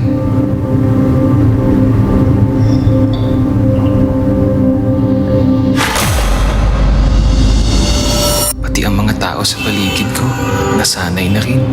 Kuya, iwan ka na lang namin dito ah. Hindi ka namin pwedeng sama eh. Oo anak, aalis muna kami. Dito ka lang muna ha.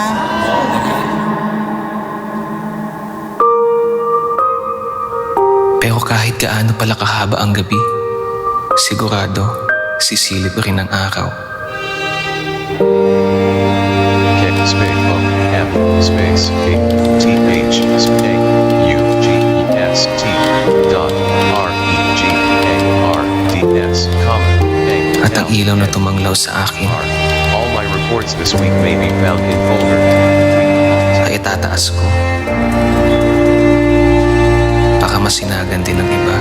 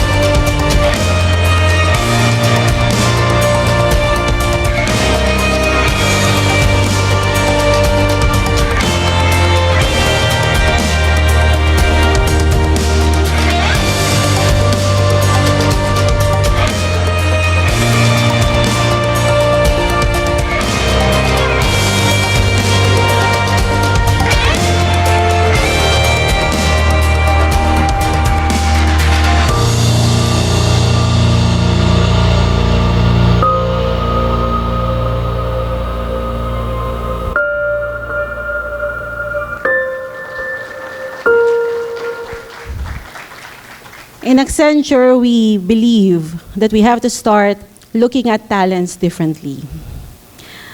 Whether whatever capacities you have to do a meaningful job. Similar to what you have seen, we do have also programmers who are blind. Generative AI programmer. How he does it? Amazing. I've seen it in action. So I started a while ago and say we're front and center of many transformation in our own organization. And I want to start in the time to create a more human organization is now. As you attended today, I will leave you one question. Is the world a better place because your company is in it? Thank you so much. Wow. I will continue to put this group on a pedestal, so thank you very much. And yes, I am sincere. I remember in Canada and the US meeting Accenture people years ago, and being impressed. They dress nice, they're well-spoken, they can talk about the business issues as well as the technical. And then when I came to Philippines, I saw the exact same people who dressed. Anyway, so it's just a good example. Another one is our next speaker. So we'll have a different format just to kind of liven things up a little bit or make it diverse a bit.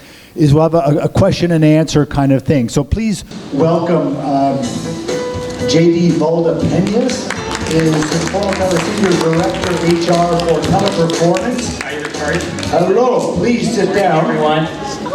And I'll just, first of all, if I could acknowledge Ritesh Bhatia, who is a former and very successful. Oh, we just stepped out for a sec. Indian guy who came to the country, did a fantastic contribution in a senior level with your group.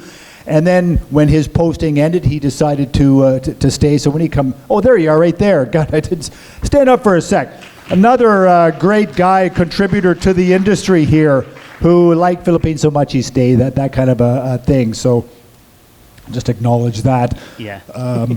A teleperformance, person who like yourself who did fantastic work. Yes. And now JD, just so people, JD is former. Yeah, it's JC. Or JC, I'm sorry. It's okay. JC, former. I got a bit anxious. Former chief HR for. There was a StarTech. Chief country HR for Tech Mahindra, yes. And some other organizations like that. So we're pleased to have you talking to us.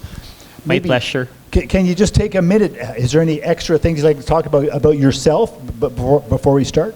Yeah, so in terms of my professional journey, I've been into the HR profession for over 20 years, so don't start counting my age because you will determine how old I am at this point. But I've been doing HR since 2002, so I've been supporting BPO companies for over 22 years.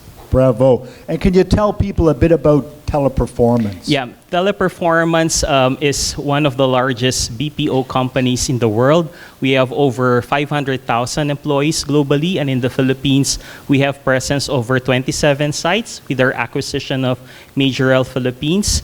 We are now at 60,000 and about to peak because usually the fourth quarter is where we increase our headcount for our programs in the healthcare as well in the retail vertical. So we expect growth, tremendous growth this coming quarter.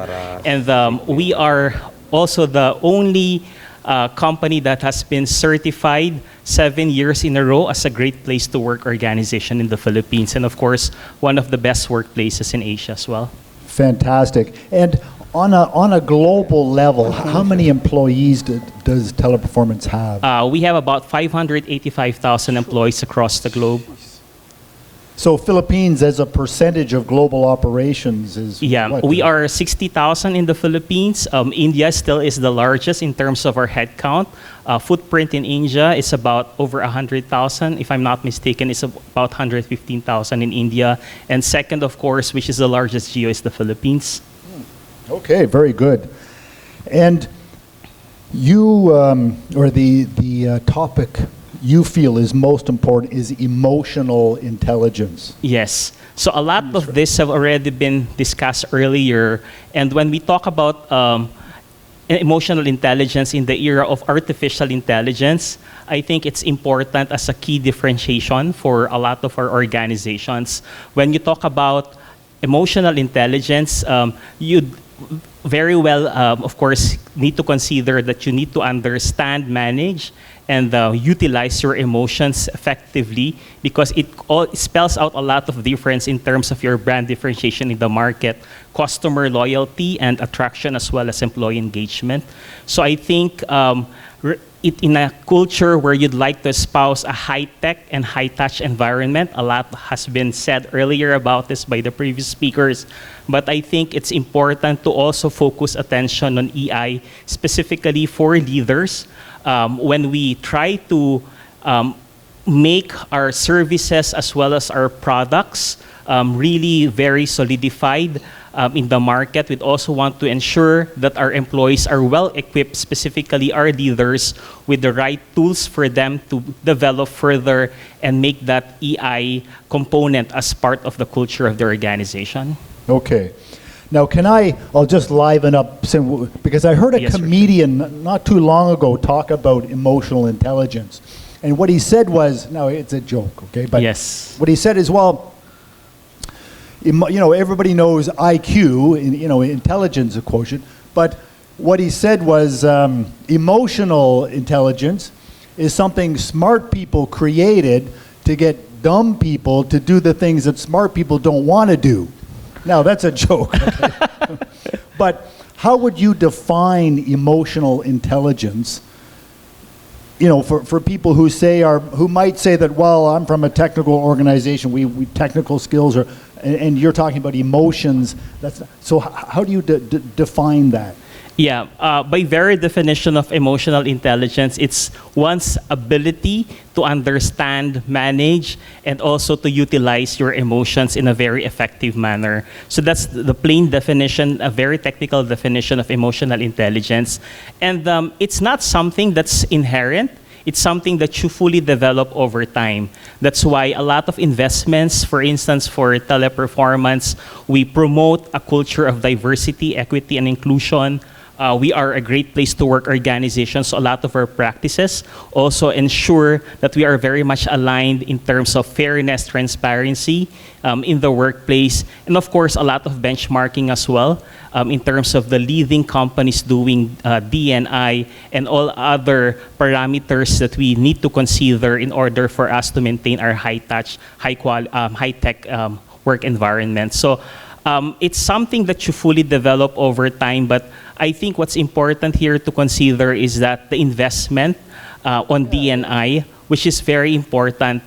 For Teleperformance, we have specific employee resource groups that cater to different interests of our employees. So depending on where they would like to associate themselves with, it's important for them to be their authentic selves, because if you are a happy employee, you feel supported, you are comfortable, then you thrive in an environment where you can be at your best, and productivity is as well duplicated so much that it translates into customer satisfaction. In the environment that we have, we interact with our customers. So that's the usual type of environment. And for HR, of course, we interact with our internal customers, being our employees. Now, for our customer experts, we interact with our clients. It's important for them to also adapt that EI component, because usually we take in calls. Clients would usually be upset about something. They'd like for us to solution for whatever concerns they have over the phone. And so it's important for us to equally spread that kind of culture across the board. So it's not just inherently something that's our leaders could exhibit, but as well translated into the needs of the overall organization, specifically for our customer experts. Okay, so that's interesting. Now, there's many organizations who they say we can teach the technical skills, so they hire on attitude and teach the technical skills. Because some people, or many people, say that it's very hard to teach emotional intelligence.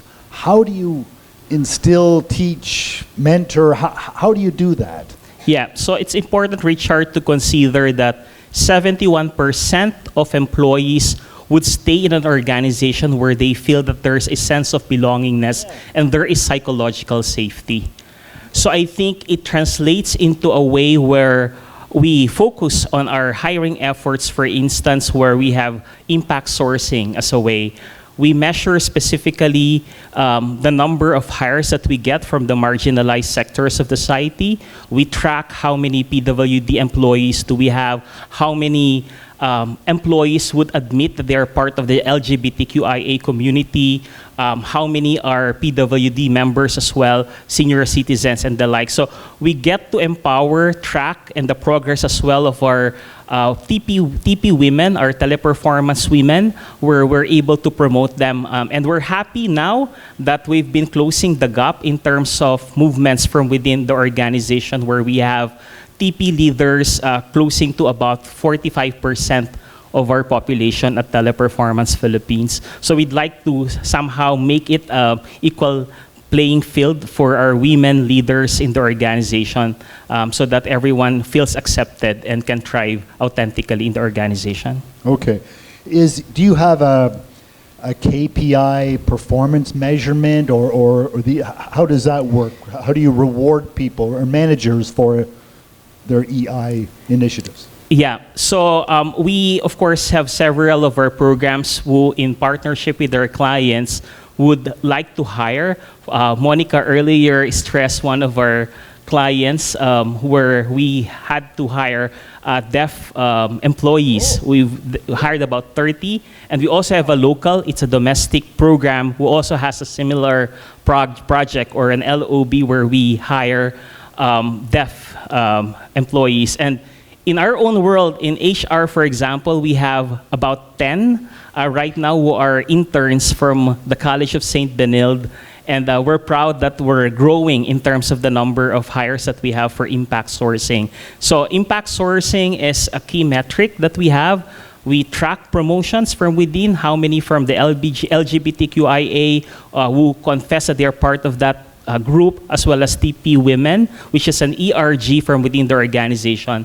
So ERGs for TP, we have TP Women as one of the employee resource groups. We also have a TP Pride, and we're proud that last year we've won the Pride Network in the Bahaghari Awards by PFIP. So it's a testament of the efforts of our leaders to really embrace D&I, not just a policy in the organization, but really part of our culture, our DNA.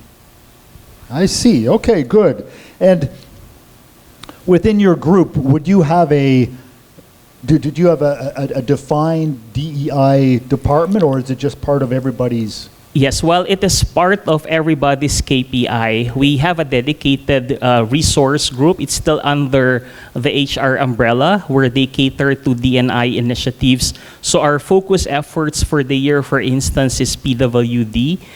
So we've been participating a lot of industry activities that specifically addresses the PWD needs of our employees, as well as ensuring that we are tracking our progress, not only in the number of memberships in this key industry partners that we have, but as well as how many hires do we get from the PWD pool, for instance, that we have within the organization. Okay, now that's interesting, because others have asked me about that. Where do you find these people? I mean, you can't put up a posting, can you? Or what do you do? Yeah, so I think when you partner with key industries that promote a similar cause, it's a way for you as well to open your arms and really embrace the community. While we, of course, have our own sustainable community, for instance, within Teleperformance, where we have a Gawad Kalinga village that we support, we also have Teleperformance partners with communities like De La Salle College of St. Benilde, where we have the deaf department, where we can get talents from within the department for our needs, whether it's for our operations needs or from the graphics design perspective from our communications and marketing team, for instance. So I think it's important to really ensure that you partner closely, keep your eyes and ears to the ground, and look into how you can network, expand your reach to the community where you can get more talents that can form part of your organization.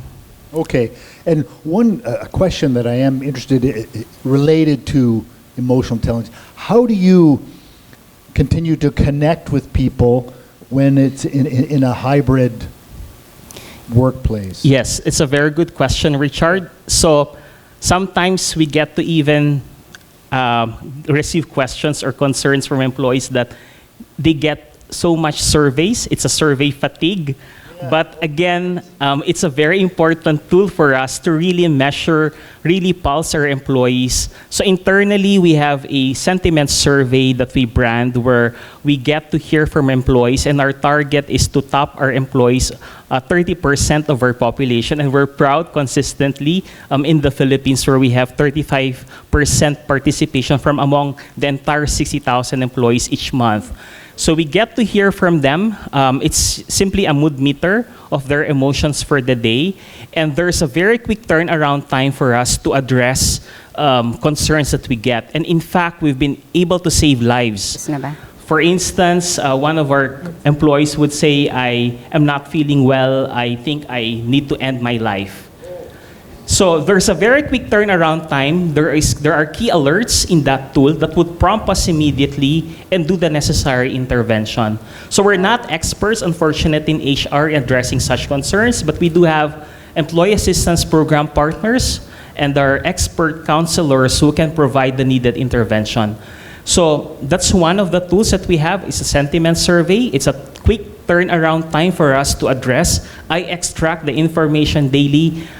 We look into the key alerts and whether it's something that HR can immediately address, or do we need to partner closely with operations or the line leaders to ensure that they are also up to speed in terms of addressing these interventions.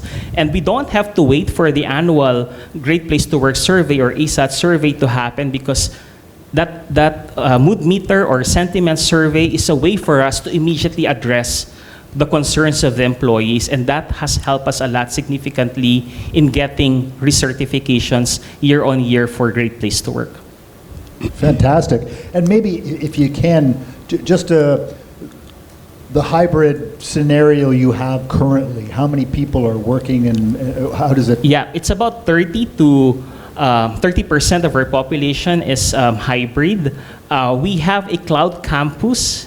It's a cloud campus where we get to hire not just within the dense population of Metro Manila, for instance, where we have most of our sites, but we spread our presence across the provincial locations. For instance, in Mindanao, we have a facility, it's a microsite facility in Jensan, and we also have one in Lawag in the North Luzon area where our employees can apply, get the initial support from that site, but eventually they work from home. In other areas, it can be miles away from either Lawag or Jensan. So it has helped us a lot in terms of increasing our hiring output, because we're able to tap in other markets that have not been contacted or reached out by a lot of our the BPO providers, and that's one of the ways we connect with the employees and really ensure that our footprint in terms of tapping into talents within the Philippines is larger in scope. Another, of course, apart from doing the sentiment survey to keep our connection very well, is to ensure that we connect with them through town hall sessions, whether virtually. For my team, for example, I make it a point that at least once or twice a week we are on site as a team where we celebrate. To at least connect with each other on updates, feedback, and it creates that sense of belongingness that they are still part of the organization. By the way, I was hired by Teleperformance in the middle of the pandemic in September 2020. So I've not seen my team physically for more than a year. So I've only met them when there was already a relaxed pandemic at that time, where there was a semblance of normalcy, and imagine how interaction was very limited at that time, but we've pulled it off, I would say. Attrition during that time was at our lowest point in the history of the organization. So it's constantly touching base with our employees through connect sessions and ensure that when we meet each other, we get to utilize time for celebrating achievements, recognizing each other's accomplishments, and making a team lunch or a team dinner would really help. And of course, there are a lot of engagement activities for our work-at-home employees. They can attend virtual Zumba classes. We have an employee assistance program that they can contact to round the clock 24/7 as well for any assistance that they have. And our systems does not only cater to our employees who are working on site, where we also have an internally branded tool which is called TP Link, where employees can connect to HR on a 24/7 basis. I see. So now you're a very personable group with your people. So once or twice per week, you said you get together. But the people in Loag and Jensan, they work outside the cities. How often would they come in and join with other people physically? Yeah. So one of the things that we're doing right now is our participation in BPO Olympics, for example. So any employee, even from the far-flung areas of Mindanao, who would like to participate in the BPO Olympics are invited to join in that sports fest. And another thing, of course, for us is for the folks, for example, in my team, when we really gather once a week, we share not just the highlights of what we have achieved so far from a workplace perspective, but how is everything going on in your personal life. And it's something that we can, of course, share because our presence should not only be confined within the offices. The leaders, for instance, myself, I make it as a commitment to go around the sites. For this week, I've been to several sites. For instance, in one of our site walkthroughs, we visited one of our clinics in Silver City, and employees would usually raise the concern that I'd like a branded medicine, for example. So to further educate them, we publish the generics law in the Philippines. We tell them that the medicine is equally as effective as the branded ones, only that it's manufactured by a different provider or whether locally. So there are a lot of sessions that we can do to really listen, connect, touch base, and ensure that our employees' pulse are well addressed. Okay, very good. We have a lot of respect for talent performance. And just when we close up, but who do you have with us today? Yes, so I'd like to, of course, acknowledge our HR Director, Ray Almeda, and Nash Frias, our CMM Director, and then Jeremy De Vera, our HR Senior Manager as well. And of course, one of our alumnus of Teleperformance, Mr. Ritesh, and of course, part of the Teleperformance group is Monica Morali. Oh, okay, I didn't know that. Okay, very good. Okay, we really have, like I said, it's great watching. Thank you. You know, these premier organizations, and we're really glad to have you with us. Thanks, Chase. Really, really nice. Have a great day. Okay, yes, we will. This is fantastic. Okay. Thank you. Yes, okay. So, interesting story. And the next one is another one of these organizations that I put kind of on a pedestal. I don't know, it's getting too much, but it's true. So, Hazel, we've met. Hazel Banyas is our next speaker. She's head of HR for Concentrix, which, you know, the largest private sector employer in the nation. Hazel we saw many years ago.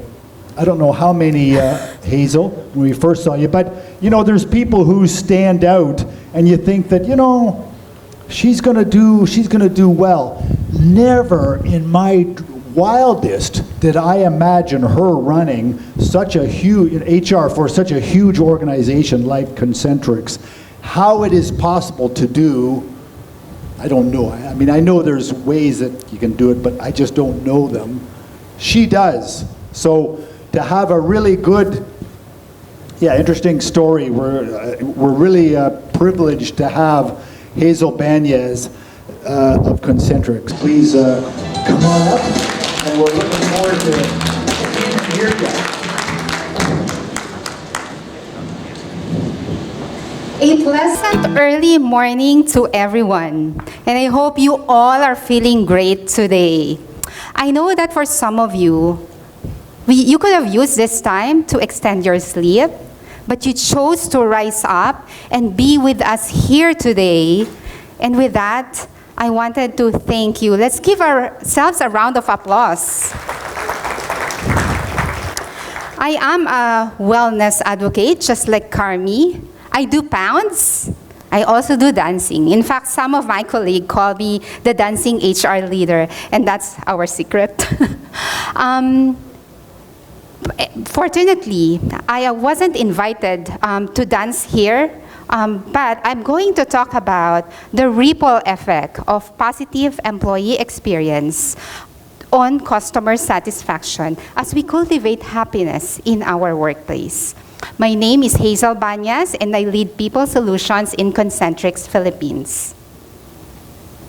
So, just before I get into the core of my presentation, allow me to provide you a brief background about Concentrix, which will give us a better appreciation of the things that I will talk about later.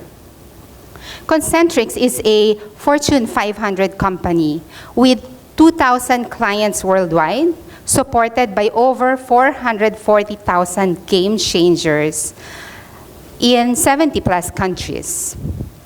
Locally, we are considered the largest private employer in the Philippines with over 100,000 game changers spread across 46 site locations. At Concentrix, we call HR as people solutions.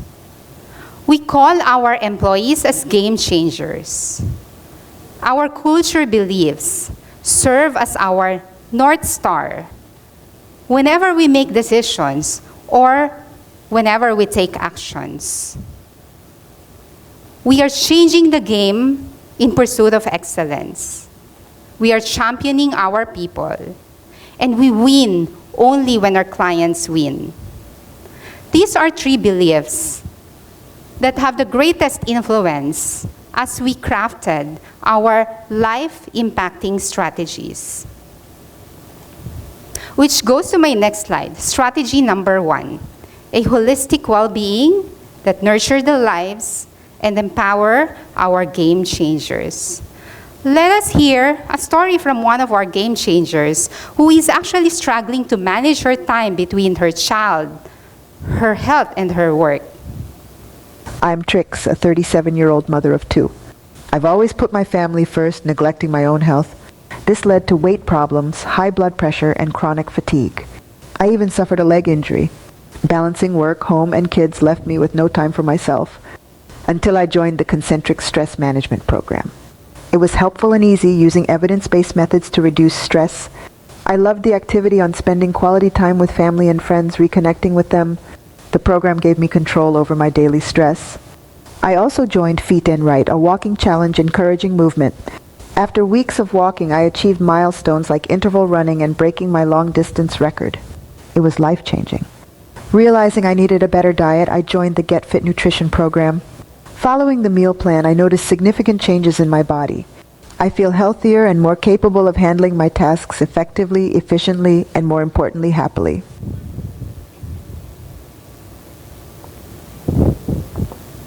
So, our intent was to create a holistic well-being program without losing focus on the pressing needs of our game changers. We made it accessible and inclusive to everyone, regardless of the level, positions, or gender, while infusing technology in the process and creating community that foster a sense of belonging and support amongst the teams and individuals. So, first initiative was the stress management program.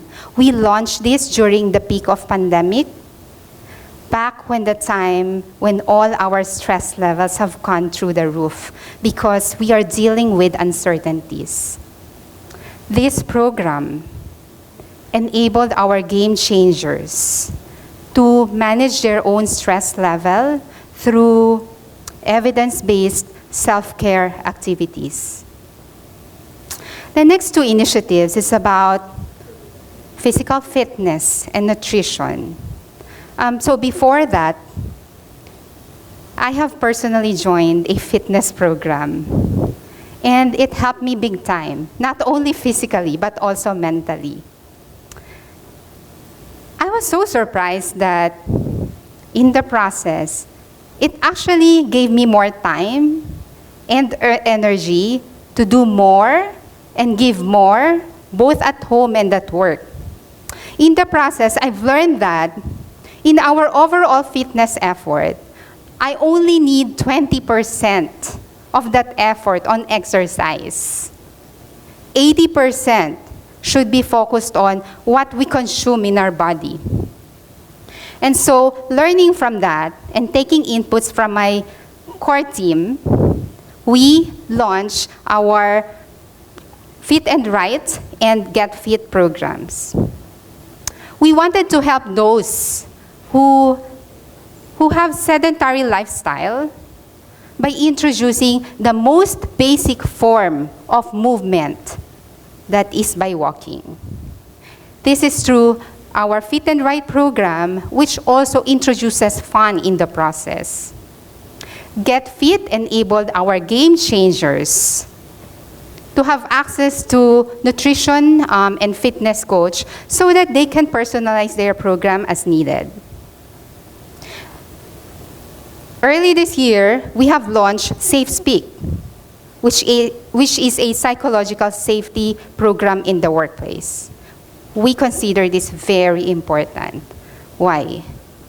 This enabled our game changers to feel safe to speak up without fear. When they feel that they are in a safe space, when they feel that they have a safe environment, it promotes growth and creativity in the organization while fostering an inclusive workplace culture. So that fits perfectly to my next strategy, which is achieving inclusiveness through diversity. Let us hear our second story for this.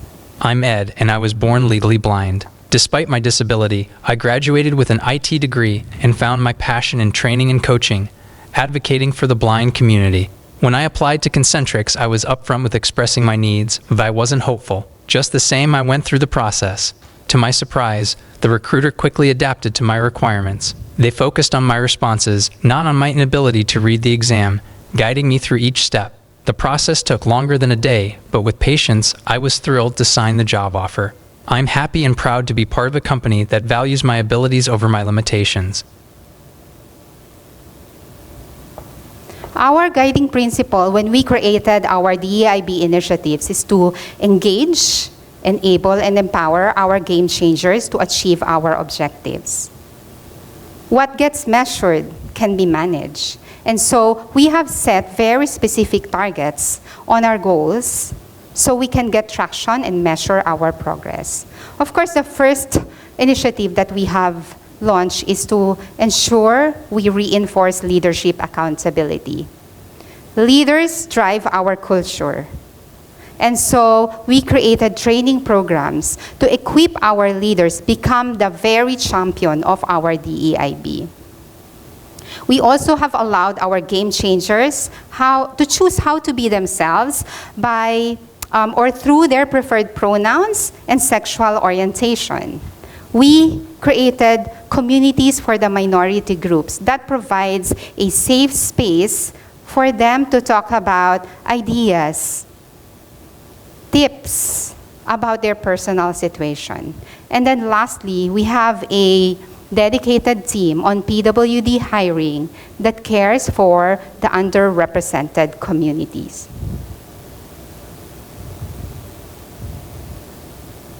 My name is Jing. Okay. I am with People Solutions. Of course, I care for my people. It would be a remiss on my part if I don't talk about the third strategy, which is enabling our own People Solutions team through technology so that they may operationalize that positive game changer experience. Let us hear this third story. My name is Jing, and I'm a single mother from Davao. My elderly father recently had his second mild stroke this year because of chronic kidney disease. My family's savings and mine have been depleted due to his previous hospitalizations and medications, and follow-up medical checkups have taken a large part of my salary. We've had to sell our properties to cover his medical expenses. Unfortunately, my father isn't covered as a dependent in my HMO. Out of desperation, I applied for an emergency loan through SolveNow, our case management tool at Concentrix. After my manager approved it, it went to our People Solutions Center for review. The PSC team reviewed my application and informed me that my loan was approved and they would credit a month's salary to my bank account. From the bottom of my heart, thank you so much. You helped me and my family. Thank you. I am shaking right now. I feel super relieved. I'm a single mother, a breadwinner, and I do strive hard for my family. I work hard to earn for them, but it's not enough to meet all our needs. So, thank you so much for being considerate to our needs. I owe you big time. Efficiency is an important element as I lead a team that supports 110,000 game changers. When I joined Concentrix, our size is just about 24,000. And the question in my mind has always been, how do we remain quick and nimble in providing services to our game changers, even as we're growing exponentially? How can People Solutions team keep up with the evolving expectations and needs from the business and the game changers? The answer is to invest on technology. So we launched a case management tool where everything can be accessed in the same platform. This is powered by Workflow Builder that pushes the workflow right to the next step or to multiple stakeholders for approval. It features smart forms and chatbot powered by AI. It is intelligent enough to recognize the game changer and his or her job profile or eligibility, so that they do not have to spend so much time filling up the form, or that they can get a more personal and accurate response depending on their job profile. So to tie this up all together, let me share with you one case study from our top healthcare account. In this program, our game changers have access to all the initiatives that I discussed earlier, plus a variety of tech and transformation solutions to improve the effectiveness of our advisors. We have incorporated AI-powered tools as we run these operations. And with that, we achieved efficiency in all the ways that matter to our clients. With all that, we saw a 93.6% ESAT score, 45% attrition, and a CVA of 98% against our 90% goal. We even managed to produce a $1.3 million in benefits for this client. With all this coming together, it created a huge client impact, which was evidenced by our VOC rating, where we got a perfect 10, both on satisfaction and innovation aspect. This is an example where the investments that we've made to enable our game changers for success created a ripple effect to how they provide services to our clients and their customers. Indeed, employee experience truly is the new customer experience. So let me wrap up by saying this. By anchoring on our culture beliefs, the strategies are investments which we think will provide us a significant return. Whatever we pour into our game changers cup is what will be given back. Thank you so much for listening and enjoying. Hazel Banyas, we are so pleased to have you. Thank you. Yeah, we wish them, her and her group, just much more success. Where is our Concentrix people? Okay. Can you stand up? I don't know, because they're just so great. I don't know. And we should put them on a pedestal. This is a world-class success that they have had here. So thank you very much. And speaking of pedestals, our next speaker, I'll put her on a pedestal as well. Heidi Enriquez, some of you have seen her before. We've had her a number of times because she's a really good speaker and a really good story and a good example for all of you about making the transition from HR leader to full business leader and general management. So she runs microsourcing, BPO, her organization, I don't know if I'm allowed to say that, I'm allowed to say it, but KKR, I don't know if anybody comes from a financial background, but Kohlberg, Kravis, Roberts. This is one of the, I think it's the second largest investment company known as ruthlessly efficient and all that kind of stuff, acquired her organization, private equity. So she now, and they have such big plans, and they see both Philippines and Haiti as a big opportunity. So there are lots more opportunities, and as I speak to people throughout the region, Philippines is one of the countries that is marked in the world for growth. India is another, Indonesia, Vietnam, but Philippines is one of the key ones. So we need to produce leaders who can really grow this country and do the kinds of things that our next speaker is doing. I know I like talking a bit too much, but it really is an exciting thing that she is doing. So please, as a lesson for all of us, don't think of yourself as an HR person. Be a general manager. This is your example. Please, a hand for Heidi Enriquez of Microsourcing. Thank you. My apologies in advance, just in case I get into a coughing fit in the middle of this presentation. That's because I'm still recovering from sick bay. So when Richard, Rebecca, and I were meeting last week, I started talking to them about, guys, why do you keep on inviting me to this HR gathering? You know very well I'm no longer in HR, so what is it that you'd like me to talk about? And so Richard said, well, up to you, which is the most difficult answer, right?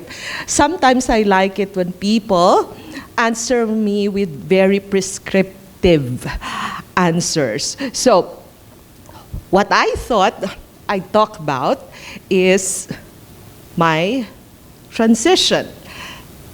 Okay, from an HR functional leader to becoming the CEO of the pioneer and the largest managed or hosted services company in the Philippines. Last April 6 was the time I celebrated my 3rd year as CEO of Microsourcing and BPO. When I look back at all those 3 years, what was the most frequently asked question? Guess. How did you become CEO? Or permutations of that question. It's as if people, even HR, or probably most specifically HR practitioners, were in this belief that one of our own actually was able to break the so-called glass ceiling. And so I look back at my experience, and during the first year of my stint as CEO, whenever I got asked that question, I answered, you know what, I really do not know why there are no more CEOs. Because the job of a CHRO, or head of HR, is infinitely more difficult than the job of the CEO. But now, 3 years into the role, I have my version 2.0 answer to that question. My job as a CEO is not as difficult as my HR job because I had an HR job. And in the course of my preparation for this particular session, I came across a study which was made by Korn Ferry. Who amongst you here are familiar with Korn Ferry? Just about one of the most respected, if not the most respected and largest talent acquisition and talent consulting firm in the world, in partnership with Dave Ulrich, or Ulrich. Now, to those of you, if you're asking yourself, who the hell is Dave Ulrich, then I don't know what to do with you. Maybe you're in the wrong session. Maybe you should not be in this room, okay? But let's do a little bit of a recap, shall we? Because he was my God. I kid you not. I went into HR at the time when all the discussions in the People Management Association of the Philippines was all about how do HR practitioners get a seat at the table, right? And it was then that book, HR Champions of Dave Ulrich, got published, right? What are the 4 roles of HR? Do you remember? Hi. Admin expert. Now, if you only think it's admin expert, again, maybe you should be in another session. The second one is employee champion. The third one, according to Dave Ulrich, that's why this book became really, really seminal, was change agent. You make change happen. You're not the Girl Friday cleaner. Okay? But last but not the least, you're a strategic partner to the business. 4 roles of HR. So they combined their resources and came up with a study. What was the study about? They asked the question, can CROs or CHROs be effective CEOs? So what they've done, first and foremost, was they took a look at the salaries of all the top C-level executives. What are the typical C-level executives? Of course, you have CEO, you have CIO, CFO, CMO, CHRO, etc. They took the best of them. They took the 10th decile, which means these are the best of the best, right? And then got the annual average. Guess what they found? Who's the highest paid amongst the C-levels? CEO, syempre. Okay? The next one, what? COO. Because these roles actually often overlap with each other. What's the third one? How lowly must you think of yourselves and your profession? It's HR. Chief HR officers amongst the top companies and amongst the top C-level executives globally are the 3rd highest paid C-level executive. Why is that? According to them, it is because great HR people, CROs, are hard to find. That's why they're paid very, very highly. And they did another thing. Because Korn Ferry, with this history, was able already to craft their own proprietary assessment tool. Proprietary to Korn Ferry, developed over years of practice. What they've done together was they elucidated all the 14 leadership competencies that they use in assessing C-level executive searches that they've done over 10 to 15 years. And they mapped it out, grouped it into 3 broad categories. What are the 3 categories? Leadership style. How do these C-level executives behave in public? And how do they relate to others in public? And how do they want the public to perceive them? So that's under the bucket, leadership style. The next bucket is thinking style. How do they process information? How do they act and behave outside of the public light? And then the third one, emotional competencies.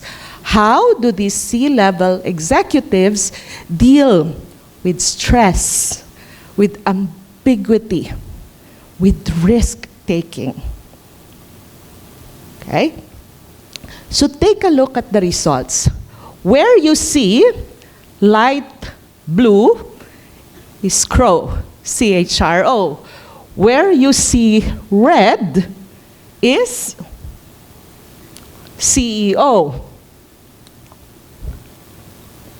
Interesting, right? What can you see from there? The obvious conclusion is that amongst all of these leadership traits that thousands of companies that Korn Ferry have worked with, including Fortune 500, the traits of CEO and CHRO are the most closely linked. In most of these leadership competencies, they are almost always overlapping. But why is it then that there's not more CHROs around, right? They also took a look at the job descriptions. What are the critical deliverables, the critical activities of a CHRO,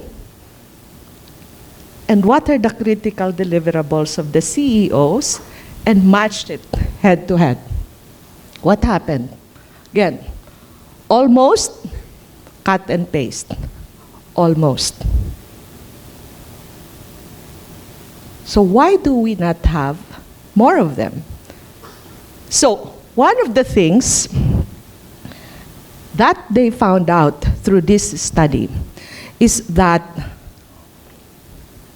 there's one critical element that's usually lacking amongst HR practitioners or CHROs, and that's business acumen, understanding the business. In the book that was penned by Dave Ulrich around 15 years ago, he talked about HR champions being inside, outside looking professionals. That in order to be a great HR champion, you need to understand your business, you need to understand your organization and be able to project that into the world. Now, in this particular study, what he's showing is that in order for that HR champion to become a CEO, that HR champion needs to be an outsider looking in. Okay? Meaning, as a CHRO, do you understand, first and foremost, how your organization makes money? What are the trends happening outside of your organization that's impacting your clients and your business? What are the different business environments, social, geopolitical, ecological, that are happening all over the world that might impact your organization, if not now, but in the future? One of the things that was used to describe me in one of my past jobs as a CHRO by my nemesis, who was from operations, the COO at that time, was that, "Hay nako, yan si Heidi, yan ang HR na accountant mag-isip." He meant that to be pejorative. It's a good thing I did not take it as an insult. As a matter of fact, I took it as a compliment.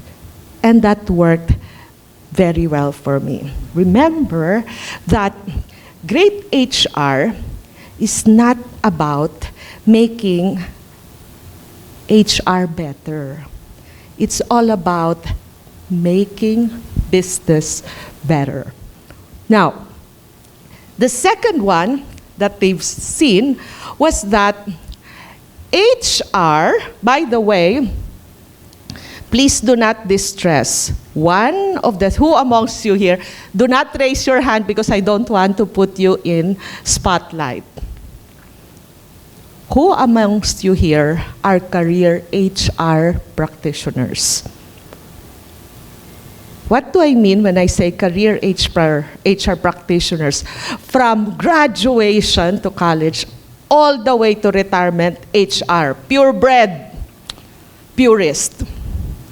One of their findings is that for purebred HR practitioners, or CHRO, there is no path to becoming CEO.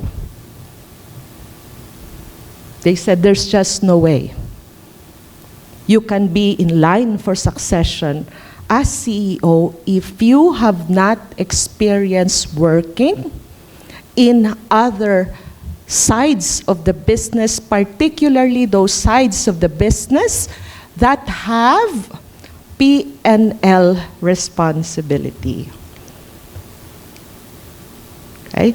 That's why in my past jobs, whenever I'm done reporting, I still stayed in the room and made what that my favorite COO was saying before, yan si Heidi, bida-bida. Okay? Bida-bida. Meaning pakialamera. I did not care whether it's not my department. I'm gonna weigh in on it because whatever it is that you're discussing there, most likely will have people impact, and head of HR, it will impact my department. That's why, even if you may not want to invite me to the table, I will invite myself to the table. Okay? So how do you then get that competence? If your organization does not have a clear developmental program for you, get a mentor. Participate actively in in boardroom discussions. Take special projects that are interfunctional and multifunctional. All of these are within your reach.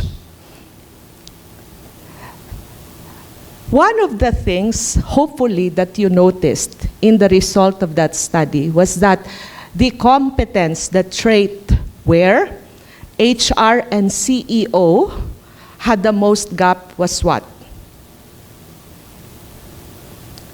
Confidence.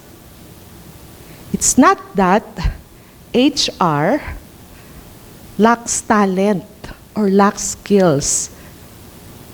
The question is, are you confident about showcasing and unleashing those talents?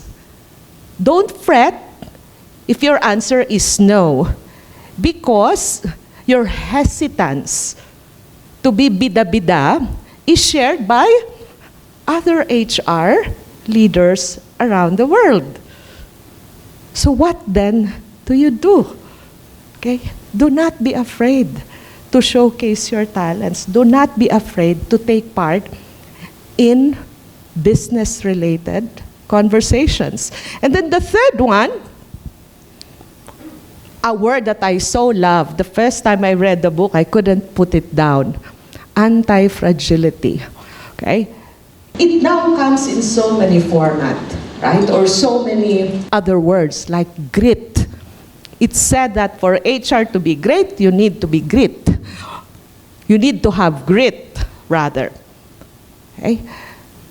This is closely related, according to that study, to lifelong learning and failing forward. One of the things that they found out was that one of the great obstacles to the ascension of CHROs to CEO level is that we do not take risks. We are afraid of failing. And so what they're proposing is that we need to teach ourselves as HR practitioners to be comfortable, not necessarily with failing, but be comfortable with failing forward. Okay, fail, but make sure you learn from it. Fail, but make sure that you become better as a result of it. Okay? So, I ask the question to you all. Who amongst you in the room is going to be the next CEO? I challenge you. Why can it not be you? Yes, Hazel? Thank you very much. Absolutely. This is the future, and we're so pleased to have Heidi talk about it. Some of you might think that, well, Heidi, you know, she came from a rich family and she had connections.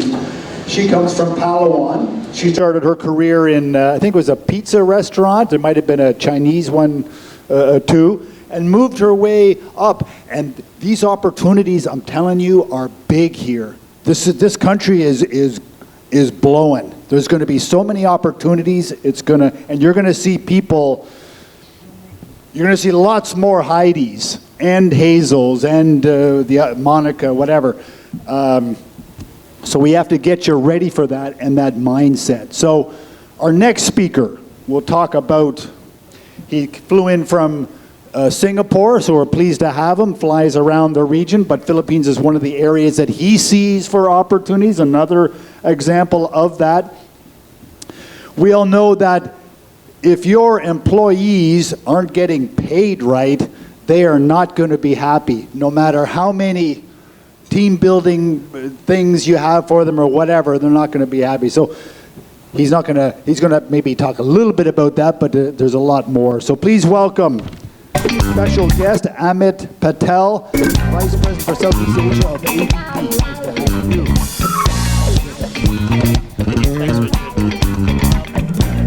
So, good morning, everyone. I know we're almost at the end of the session.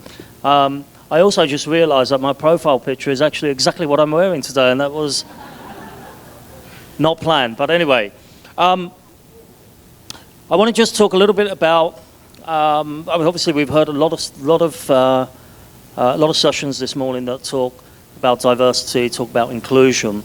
My area, what we're seeing when we're talking to HR practitioners, not just in Singapore but around the region, is an area that companies are starting to look at in a way, and I have some personal experience as well, which I want to share with you. And that is really around managing multi-generational workforce. So people in the workforce today are diverse in terms of their age. I also believe that there are different ways to handle these topics, and also using multi-generational workforce to companies' advantages, whether you are growing or whether you are expanding or looking for new avenues of business as well. So we'll dive into those as well. Just a very quick overview of ADP. If you're not sure who ADP is, we're a global managed payroll service provider, headquartered in the US, been in existence for 75 years. For a payroll company, that's a long time, and also the way that we have evolved and our people have evolved is testament to that as well. We have operations all around the world. In Southeast Asia is the area that I cover with my team here. We look after all of the markets in Southeast Asia, and it's an area of growth for us, so we are looking at how we can expand our business in this region as well. And primarily what we do in this region is manage payroll, and if you don't know what that is that organizations outsource their payroll to us so that they can focus on activities that drive their business strategy or goals for the organization as well. So moving into the topic of the area that I wanted to cover, obviously, the importance of multi-generational workforce in the Philippines. Generational demographics of the Philippine workforce, obviously, you'll be familiar with most of these terminologies: baby boomers, Generation X, millennials, Generation Z. And these are generations that exist in the workforce today, and how they interact with each other is also quite crucial as well. And prior to joining ADP, I worked for about a year and a half for Grab. I ran a regional role for them, managing 5 core markets for Grab, including the Philippines as well. When I joined, I was the oldest person, pretty much the oldest person in the group that I managed, and most of that team were early 20s, some were late 20s, and when I walked in, I was a bit taken aback because I had never worked with young teams, or never worked with a team that young. Communication style was different. They wouldn't really talk. They wouldn't really open up. You would think everything's okay. Then you would randomly get somebody coming in and saying, hey, I've been here 7 months now and I want a pay rise.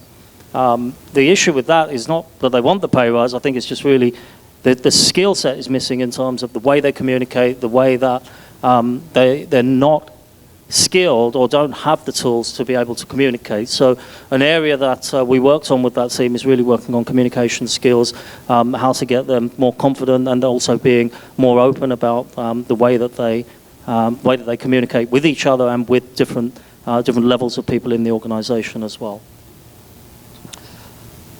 In the Philippines, there's 60% of the labor force is 15 years and 15 years old and above, and the largest group of that is 27%, so 24 to 35-year-olds. So it's quite a big group of employees in that segment.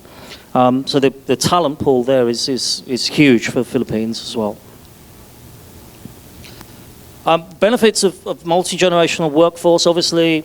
When you have different generations in an organization, you need to leverage on that to look at diverse perspectives. So you would have, people who are just entering the workforce who would have different perspectives or different ideas. People who have been in the workforce for quite a number of years would also have perspectives. And a key area that we implemented in Grab, and also we're starting to do within ADP, is providing mentorship, those programs as well. So having different groups of your workers talking to each other in a mentor fashion that allows for open collaboration, but also builds trust between employees as well. And again, that brings a mix of experience and fresh ideas as well. Now, assessing state of integrational relationships, so generational demographics and hiring is a key consideration. So which business units and functions might have the most misunderstanding, so working on how you can understand that within your organization. Applying the 3 A's, awareness, authenticity, and accountability. Being able to create an inclusive culture for different generations as well. So earlier we talked a lot about biases and how do you integrate that from a generational perspective as well. And keeping organizational stereotypes in check as well. So this really comes from being able to talk to your teams or your people, and being able to identify when there are issues and being able to keep those to a minimum as well. So a lot of stereotypes exist in the when we talk about generational workforce. So baby boomers are known, well, it's a myth or a reality that they are competitive workaholics. So what do we think? Myth or reality?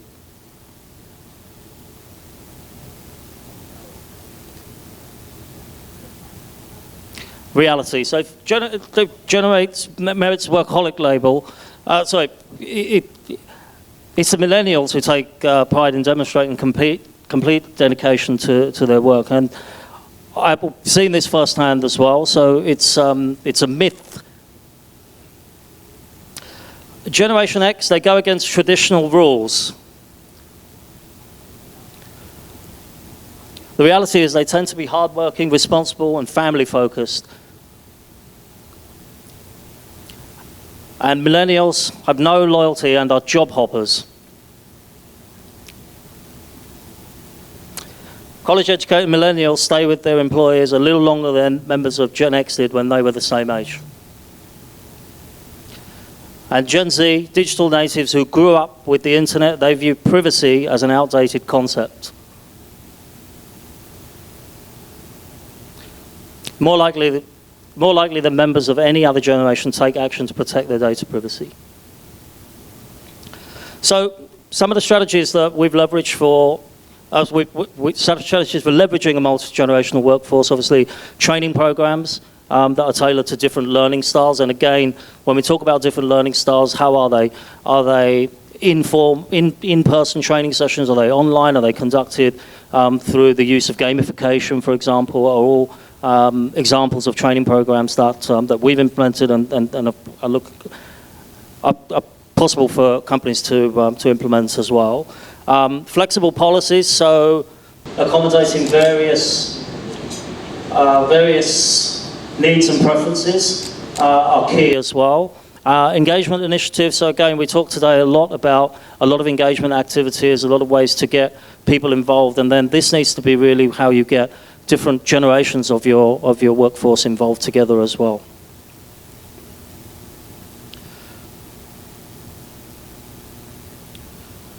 So in conclusion, I mean, multi-generational workforce unlocks growth and success for all companies. One of the things that I like to see here in Southeast Asia and in the Philippines in particular is how Filipino companies are now going to start to expand outside of the Philippines and leveraging your generational workforce to help you to do that. It's an area that I feel Filipino companies should or can start to look at to basically use that to their advantage as well. Okay, thank you very much.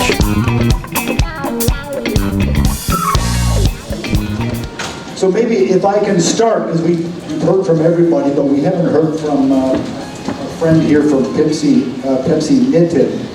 Maybe could Nitin just tell us a little bit about yourself first, and your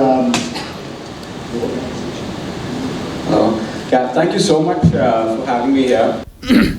So I assume a lot of you know PepsiCo, but a little bit about it.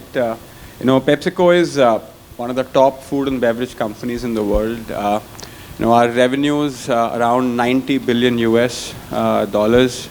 Large brands across multiple categories. 22 of them are billion-dollar brands. We play. A lot of people think about us as a beverages company, but surprise, surprise, foods is larger than beverages for us. 55% of the business is foods. So we play across beverages with brands like Pepsi, Mountain Dew, Gatorade. On the food side, we have some delicious snacks like Lay's and Doritos and Cheetos, and healthy cereal like Quaker. So that's really the portfolio. And large company, 300,000 people, and really the purpose that we live by is creating smiles with every sip and every bite. So yeah, a really exciting place to be. And for me personally, I've been with the company for 19 years. I joined as part of a management trainee program straight from campus. So I haven't worked anywhere else. So I'm like a Pepsi lifer. Worked across multiple functions, sales and marketing and general management across multiple countries. So yeah, it's been an exciting ride. Thank you. Very good, and it seems like a heck of a nice fella, so we appreciate, please, it's good to have, real CEO types, both developed from and other areas. So we'll have Nitin back at another event where we can give a full presentation, but it was nice to be introduced to him and his people. So talent development, something I hear constantly is, can Philippines develop the talent we need to really be, global, first world, all this stuff? Maybe we can start with Nitin, because he's been around as well. But how does Philippines compare, and what do you do here to develop real top talent? Yeah, so thank you for the question. I think the first part is a very tricky and political question. I doubt that I'm going to be answering that piece. Yes, the talent in the Philippines is fantastic. I worked across Southeast Asia and multiple countries. I handled Philippines, Malaysia, Singapore, previously Indonesia. I think the folks we have out in the Philippines, super smart, hardworking, resilient people, who are able to, lead with pride and, even in trying circumstances. So for an organization our scale, it's absolutely the cultural and human capital is fantastic. As far as talent development is concerned, as I spoke to you, we have a huge purpose about, delivering these smiles day in and day out. And frankly, the only way to be able to do that is have a really well-engaged and a fantastic workforce that bring themselves to work every day. On talent development, we focus on two areas, frankly. I think first is we believe that to be able to get people to do higher order jobs, you need to simplify their lives. So there's a huge focus on digitization to ensure that the employee work experience is great, and we are able to make their regular day a lot more simpler for them to be able to add value in a bigger way to the organization. From the standpoint of development, there are three areas that we focus on. I think the first one really is employees' expectations from companies like ours is changing quite a bit, and it's really a big change. They expect, somebody was speaking about employability, right? It's about not just developing your people for them to do their current job better, but how do you really grow them for them to become leaders of the future. So we have this program of career lattices, career matrices, where an employee can look at a portal and say, I want to be Nitin 5 years down the line. What are the critical experiences I need, and what do I need to be able to get there? So really the awareness of the potentials and the possibilities in your career, I think that's one area. And we believe where you stand and where you want to go defines what you want to develop yourself in. It cannot be a standard piece of a program that goes across 100,000 people. Think about the workforce is getting a lot younger. Learning is not about teaching in a classroom. PepsiCo's invested significantly in platforms like we call PepsiCo University, Degreed, which are online learning platforms where basis where you stand today and where you want to go, we tell you what are your areas of development, and there are tools available for you to really go out there and learn for yourself all the technical and functional experiences. So I believe that democratizing that for a 24/7 learning platform is a big investment that we've made. And besides, it's just not about functional capabilities. The critical one is to develop leaders of the future. And I think while we all like to believe that everyone grows, but the fact of the matter is some people grow faster than the others, and some people have more potential than the others. For companies like us, it's really important to spot the right talent and have a very differentiated talent management approach. So we have this program called LEAD. It's like a globally recognized program. I'm sure you can search about it, where we spot talent, help them get the right critical experience and grow in leadership. So I think that's high level how we think about talent management. Yeah. Okay. I know it's a big subject. Is anybody that want to, you all produce a lot of leaders. Hazel, good example. There is definitely a lot of potential in that topic that you mentioned, Richard. Filipinos are naturally talented. I think we would start from developing our very own leaders, because it's the leaders who will take care and nourish the talents of our people. From a staff level, there needs to be a balance between soft skills and technical or functional skills. From a soft skills perspective, there needs to be a lot of focus on resilience and our ability to adapt to changes. There is so much talk. Business is evolving. It's not going to stop there for us. right? So we need to be able to adapt to changes. There is so much talk about generative AI and what and how this impacts the organization and our, our people. But one thing that is needed for us to address that or to actually leverage that as an opportunity is to be flexible, to adapt to changes. For as long as this helps the business in the Philippines, then, and we take care of our people, we equip them with the right skills, then I think we will definitely come to that opportunity. Who else, please? Yeah, so Accenture, you talked about 10%. There are more than 35,000 years in the Philippines, and we have grown tremendously. We have been growing in the Philippines, and that speaks volume that we believe that we have talents in the Philippines. However, there's really still the gap, I would say, in bringing the right talent in the industry that we're in. So part of the development opportunity for us is to go closer to universities.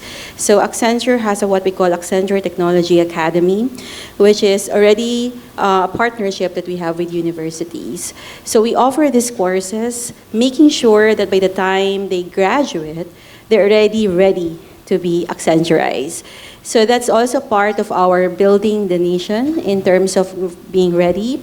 And looking at leaders in Accenture, we're also looking at opportunities to develop them to the next generation. So we have talked about Gen AI, that's very true.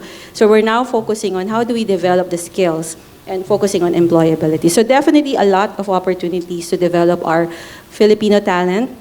And it's up to us as organization to invest on those development areas and bridge the gap. Because recognize that there is a gap, and we have to find a way to bridge the gap. And for us in Accenture, the partnerships with universities, we have very strong partnerships, so many universities in the Philippines, including provincial universities, and we try to bring the curriculum so that by the time they graduate, they have the ready skills.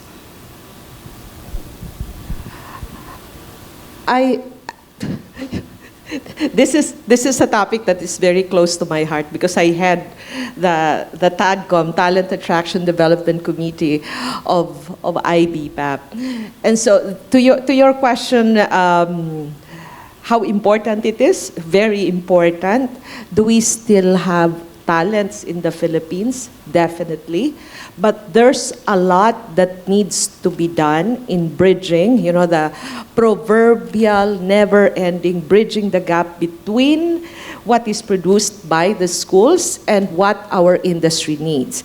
Now, the good thing is that as an industry, I know that I think roughly computing around 80% of us here are either from the BPO sector or are adjacent to the BPO sector. The good thing is that as an industry, we already launched last July the Philippine Skills Framework.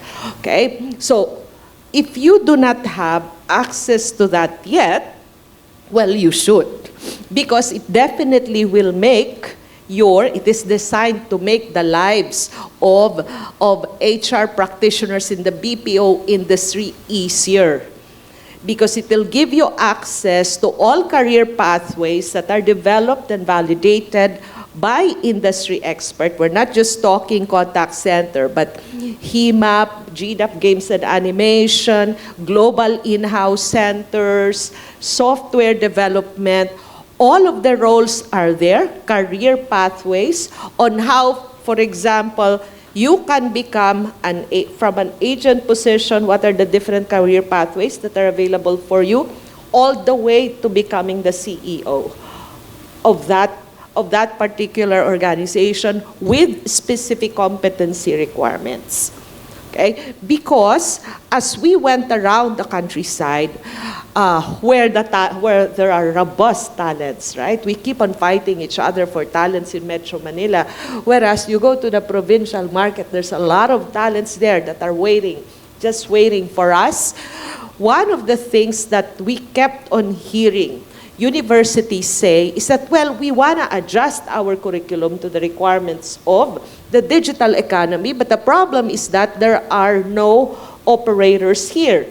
So there are no places for our graduates to get their OJTs. We don't know how we're going to adjust our curriculum to the requirements of the industry, etc. We don't want to hear that anymore because now we have the Philippine Skills Framework. Okay?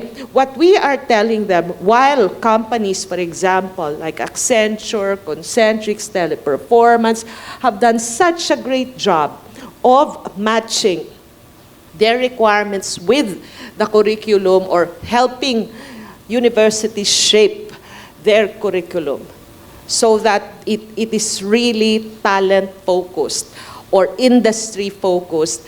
The thing is that what we want is for the academic institutions to make that change in alignment to the requirement not just of an Accenture or a Teleperformance or of a Concentric, but the entire industry across all the industry. So watch out for more. That's my shameless pitch, because we were able to get funding for foundation training for all interested universities and colleges.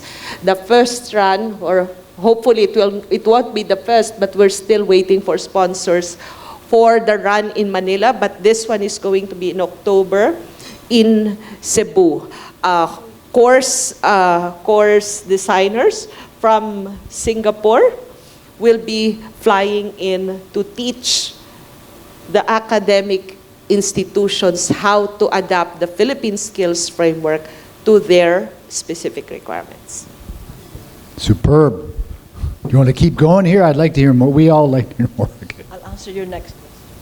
All right. No, but this one, I'm also like Heidi, I'm very, very passionate about this. But now that I am on the other side of the fence, I'd like to look at it from the perspective of answering your question. The Filipino talent, hands down, are amazing human beings, and they can go anywhere in any part of the world and be successful.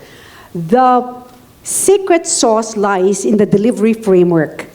And one of which, for example, one avenue that we're using is called the triangle offense. And I know it's a basketball term, but it's the winningest program that allows resource to pivot and adjust within the framework of the business requirement.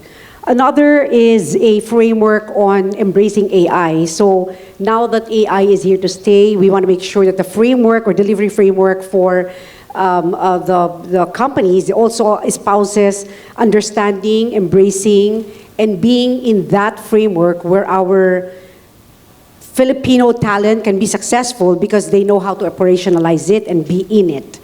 The third is, you know, I always believe that what you allow is what will continue, and you cannot expect a different result by doing the same things over and over again. So my thought process in that is that, what is your breakthrough initiative in talent management? It has to be interesting. It has to be somewhat of a sandbox that allows our employees to play. So we have been collaborating a lot with companies that use toys to actually inspire people to go back to what they are good at when they were young and inspire creativity out of it. So I think that's the new future for learning and development. Thanks. Okay. No? Okay. Anyone else? Okay, we'll go to another. We have a question over here. Please stand and state your name. Hi everyone, my name is Rich Cruz. I'm a DEI consultant, and since this morning we've been talking about or touching topics on DEI, so my question somehow is related to it.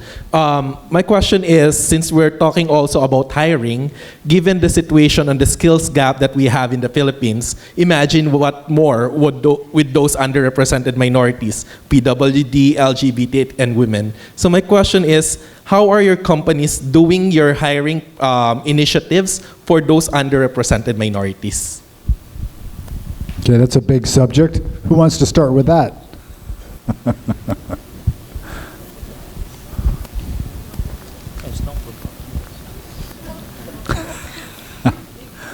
Yeah, JC, he's got a good story. Yeah. So in a very complex and dynamic business environment, for instance, where Teleperformance has several multi-generations of employees, I think the bigger question is how do we address each need per generation, from which pool of our employees are coming from. And that's, of course, a challenge that we constantly evolve to ensure that we address the specific needs of the various generations in the organization. Now, in terms of really looking into the perspective where we get to attract and hire the marginalized sectors of the society, it has to be a constant commitment and an effort for the organization to look into which area in the organization can fill up that necessary business need. So for instance, we work closely with our clients so that when they have a specific need, for instance, that can be fulfilled by deaf employees or a PWD employee, then we bridge that particular gap. For instance, it's a back office requirement. It doesn't require listening, for instance, or speaking directly with a customer or a customer interface that's a requirement. Then we partner closely with industries that can support such need, train the resources necessary, provide the actual tools that will make the PWD's employee successful in that regard. So I think it's a conscious, constant effort for the company in line with our clients' requirements, including what the industry dictates as well as the requirements and the availability of pool from within or outside of the organization. So I hope that answers the question.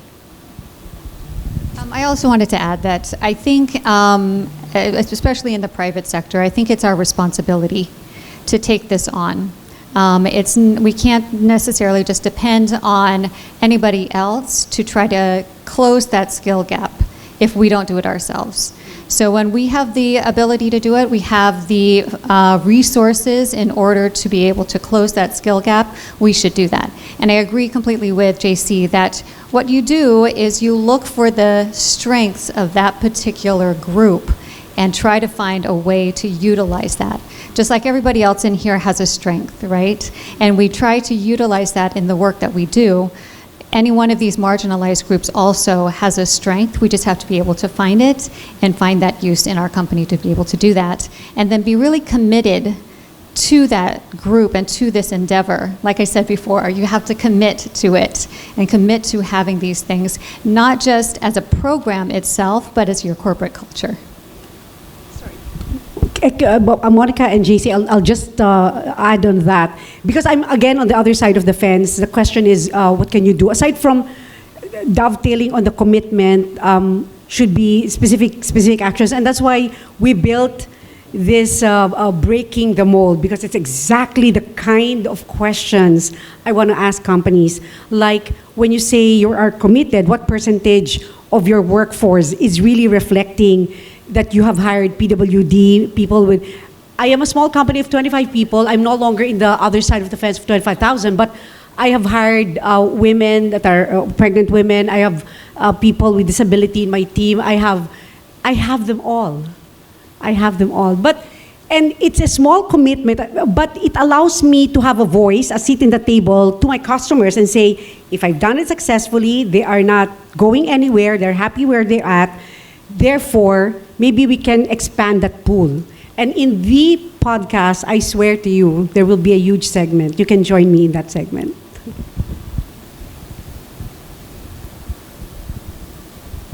I will answer your question with another question that was asked in a previous session. So they ask us, do you create a policy first before hiring PWD, or you hire PWD and then you create your policies? In our case, we did both, right? It would not be perfect.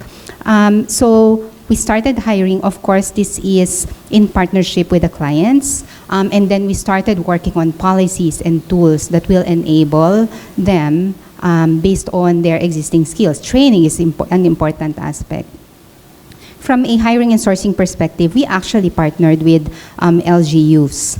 And one of the realization that I had is that we have so many people who falls under the PWD categories. Big numbers. I was presented with big numbers, and this is in Alabang.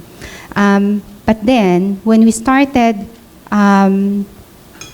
interviewing or assessing their skills, only a few percentage passed the requirement from our industry. And so to that point, I think creating policies is very important. Equipping them with the right tools and training would actually provide these opportunities for the underrepresented groups. I would like your point about policy versus, do you hire first and then create the policy? In Accenture, the policy has always been there. It's just how do you then, execute?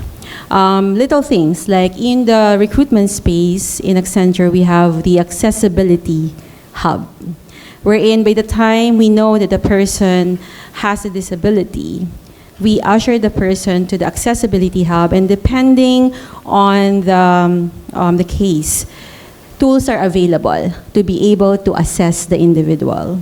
Similarly, we have the Accessibility Center, where we are showcasing and educating our leaders on how to use these tools to assist our employees. So that's one particular example. The other thing that we look at is the thriving culture. How do you then enable? Because the challenge is you may have work for them, but how do you enable the ecosystem to support the PWDs? And part of that is having the culture that support them, having the leaders who can really interact with them. So aside from tools, the people, the programs, is also the constant review of where we are. We cannot improve anything that we don't have the measure on. So we also track how many, and then we trace where they are, and so that we can also assess the ecosystem to make sure that they are thriving. So those are kind of little execution that we're doing in Accenture. Great. Thank you. I think when you're in a large group, by the time it comes to you, somebody said what you wanted to say. But I think the key point that I wanted to make here is, one, obviously, is that all organizations are talking about diversity. It kind of works and helps the business perform financially better. We have better ideas and everything. So, like any other company, PepsiCo has targets. We are 50% women.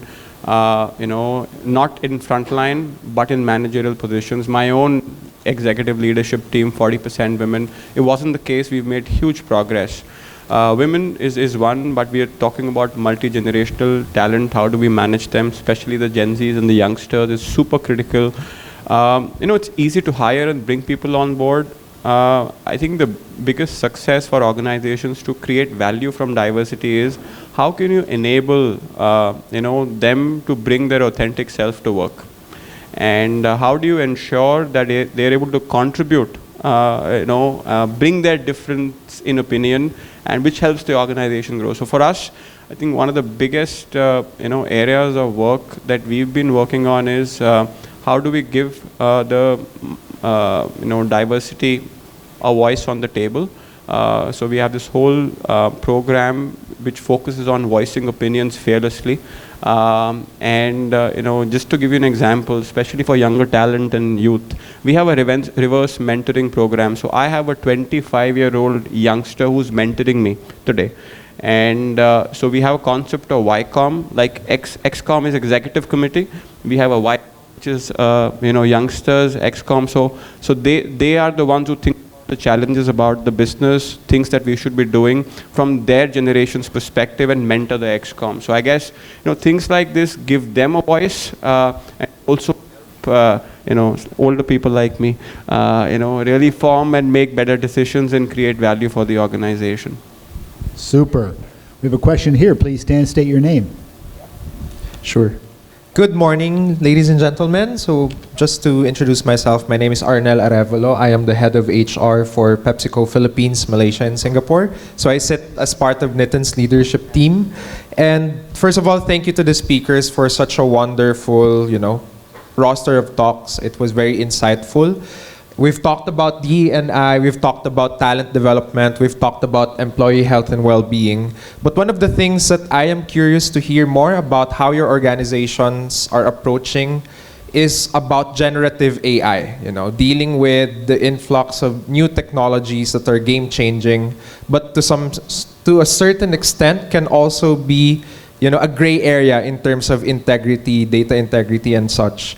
So my question is, what has been your company's approach towards generative AI, and would you already have use cases in which it has really dramatically changed the way you do work or even structure your organizations? Okay, since I have the mic. So, I believe that we fear something that we don't understand. So in Accenture, there's a training called TQ, Technology Quotient, and you have to complete it. That's required across. And the course is about having the knowledge to have conversation about the technology, and part of it is Gen AI. Then we measure as well, we layered it with additional courses on generative AI so that employees will really understand what it is. Because otherwise, if you don't have the understanding, people fear and have this fear that it will change, it will potentially eliminate their jobs. So that's one. We educated our people, we built the curriculum around generative AI, and in the technology space, we're reskilling our software engineers to be more robust in their knowledge on generative AI. The other component, you asked about example, and then I'll pass on the mic. So one example in human resources, and we are in our performance period. It's just amazing that you just type in few keywords, and the assessment and sometimes let's face it, that people leader, it's just tough to put your write-up, right, for the individuals. And so we have right now in performance management process of Accenture, we have a generative AI that supports the feedback process. It's amazing to see that when you type in, and the Gen AI really put together a very good feedback. And all you gotta do is QA the feedback, whether it's really resonating to how you wanna send it to the individual. So that's one use case, but many more. Thank you. So Concentrix is actually definitely investing on technology, and our vision is to become a tech-led organization. And so we actually have our own generative AI platform in Concentrix, which is being used globally. The two key things when it comes to generative AI, aside from what Mitch mentioned, right? There needs to be education. We need to know what it does and how this will help us. Second is responsible utilization of generative AI.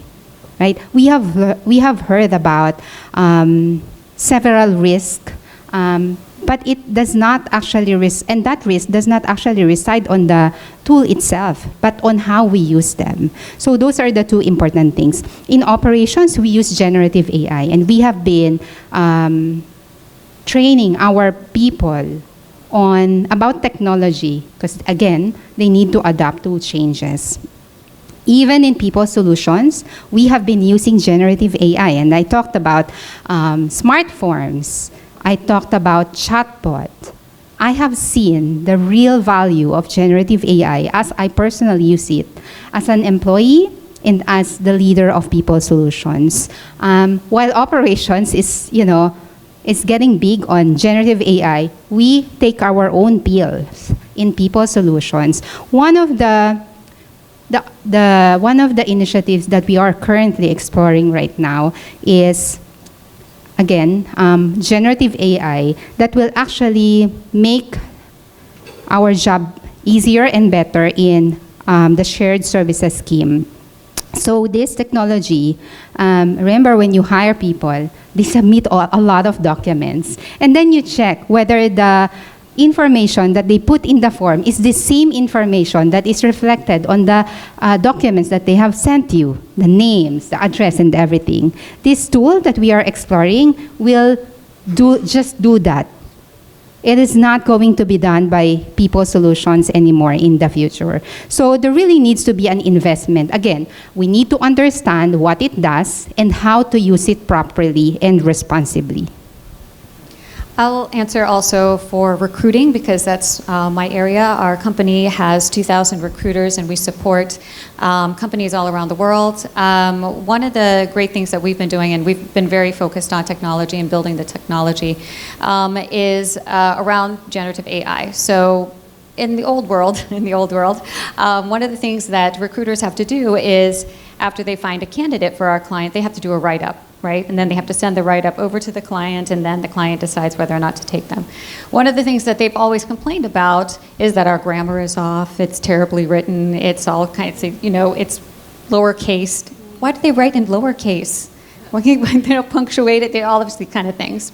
So we created something where they don't have to write everything up, and it will automatically, it's like your ChatGPT, right? But it'll automatically do this grammatically correct, concise, straight to the point write-up. And it has saved so much time, one, for us, because we don't have to train them on how to do this and do it correctly, and two, we don't have to QA it because we have to, review it and then send it off to the client. It's automatic and it's done. So it relieves a lot of stress from the recruiters as well because they don't really have to think too much about writing it correctly. And we obviously have saved quite a bit of money without having to do a full training on how to do that. Further along, just in the recruiting space as well, you have your chatbots and all of that, but we're a little bit further along here. We've developed also what we call a digital, I wonder if I'm allowed to say this. It's okay, my bosses don't watch this anyway. We've developed a digital recruiter where it's an AI voice. It reaches out to the candidate as an AI voice and does the interview for them. And the candidate will respond over the phone to be able to go through this process. So there are two ways that we've done this. One is it's just recorded. So it's just recorded answers. The recording goes to recruiter. The recruiter listens to the recording and decides whether or not they will submit that candidate. And the great thing about this is that it can reach out to hundreds of candidates, whereas a recruiter themselves has to dial. They wait until somebody answers. They dial again. Nobody answers. This way, it's already there. They've got the recording. They decide whether or not they do a further interview. Further to that is the digital recruiter will do the full interview, and then phase two is that they decide whether or not that candidate has passed or not. That's pretty cool, right? I mean, then you don't need a recruiter. So that's the problem. Now we're eliminating recruiters. But the thing about this is there are two things. You have to do it responsibly because the AI can pick up on biases. This is the problem. One of the things that's going to be a problem is that the AI may pick up a bias and then continue to recruit or to be able to pass people based on that bias. So the thing that you have to do is what we call human in the loop, where you put a human to be able to review periodically or whatever. When they start to see trends that it's hiring towards a certain area, then they have to pull it back and say, okay, we have to retrain the AI. We have to train what we call Anna. Her name is Anna. We have to retrain Anna and do it back again. So the good thing here for humans is that we're not going to lose our jobs because there always has to be a human element of audit in a way because it's not yet perfect. And an AI will learn those biases just like a human learns a bias, but you have to take it back and use that human in the loop in order to pull it back and say, hey, okay, we have to go back this way. So super exciting things that we're doing when it comes to the recruiting space. And the last thing I'll say is, yes, you have to train people and get people to understand that this is coming. And there's a lot of fear around people losing their jobs and whatever, and that is an absolute truth and an absolute fear. But it's also our responsibility to upskill our employees so they can do the higher value work, whereas the machine will do something that's lower value. And we've elevated our skills of our employees to a level where it becomes more desirable for investors around the world. Cool? Wow, please. I thought we would get a blank to that good question, but we've got so much. But very quickly, Richard, scary because you don't even know if you're talking to a robot or a person. But in healthcare, it's more challenging. But with Fullerton Health and Radlink, we have EMR. We're a technology-driven company. We have electronic medical records, so we don't lose your record, and it's always available and kept safe. We make use of the AI with our results. You can see a more comprehensive medical results interpreted and explained by a lifestyle medicine doctor. So it's a combination of high-tech and soft-touch. We make sure that the algorithm, when it defines the medical report, it's still validated by a doctor. So we don't rely basically on the technology, but we make sure there's always human intervention. Sure. Richard, I need to speak before we close because as the oldest person here, I'm watching them, and you know, in HR, we say that we train our people because our customers need us, right? I think that is why we're here. We'd like our people to feel good and deliver the services to our customers. So I have two things that I have to share with you. First is that until we rename the people side to not HR anymore, H is always human, right? People, no matter how you call it, until you refer to people or human, I think there is a need for us to look at AI in a humanized way. Humanizing AI is something that our customers will always expect from us. In HR, over decades of doing this job, so many theories, so many models are there. That's the reason why there's so many certifications all over. But the point is, for me, how do you make sure that this fits your organization? The HR is basically an enabler, nothing else, for me. It's an enabling business. So culture building is the major thing that you do in HR. Because the kind of people, the kind of organization you have is the same kind of service that you will give to your customers. Without the customers, there's nothing you can pay for that. So one is that for skills, somebody asked about hiring. When I hire, I only ask one question. I ask, what do you do well? What can you do best? And I take it from there. Because there's nobody who can actually approximate what he can do if he has not joined the company yet. So you just bring in the person, and the challenge for HR is that make sure there's a fit. There's no fit, then move somewhere. The only people we will have to reject, in my opinion, are the people who are not willing to learn. If it's the attitude is something like you don't want to learn anything and you think that you're already good at what you're doing, maybe you're not for the company I work for. But if you are willing to learn it, even if you don't know it yet, I think that's where you should develop a talent. Because for me, I have read several books about talent war. What is that all about? Is it salary? Is it about poaching from each other? I don't think it is. It's actually getting the best talent for what you need. So the war there is that how willing is the company to mold the person that will fit the company. Kasi if you spend money on people who can work better in another company, bringing those skills that you taught, that proposition will not hold true for a CEO. You're spending money for other companies, diba? You're preparing them for other companies. So it has to be what fits you. Second, about inclusivity. You know, the more, in my opinion, the more we classify them as different, the more we cannot reach that equilibrium of inclusivity. When we look at talent, there's no disabled, there's no one who's different from others. If the job can be done by someone, regardless of gender, kulang ng isang paa, may ADHD siya, taking medication for mental health, we have all of those in my company and we just deal with them as they are. And then if they can, because you can find out later on that they can do work better than the others. So lastly, if we are to look at HR now with technology, my personal opinion, but I'm learning from everyone here, is that don't go to technology unless you have defined your culture. Because technology is technology. I was surprised that Monica is saying they have to retrain AI. So I had to speak because, you see, that's the problem. When my children would do something and they say, where did you find that? And they say, Google. I said, who wrote that in Google? Who said so? And I said, when somebody in my office writes something better than what I expected, I say, did you use Chat GPT or something? I said, yeah. And I said, do it again in front of me because that's not what we want.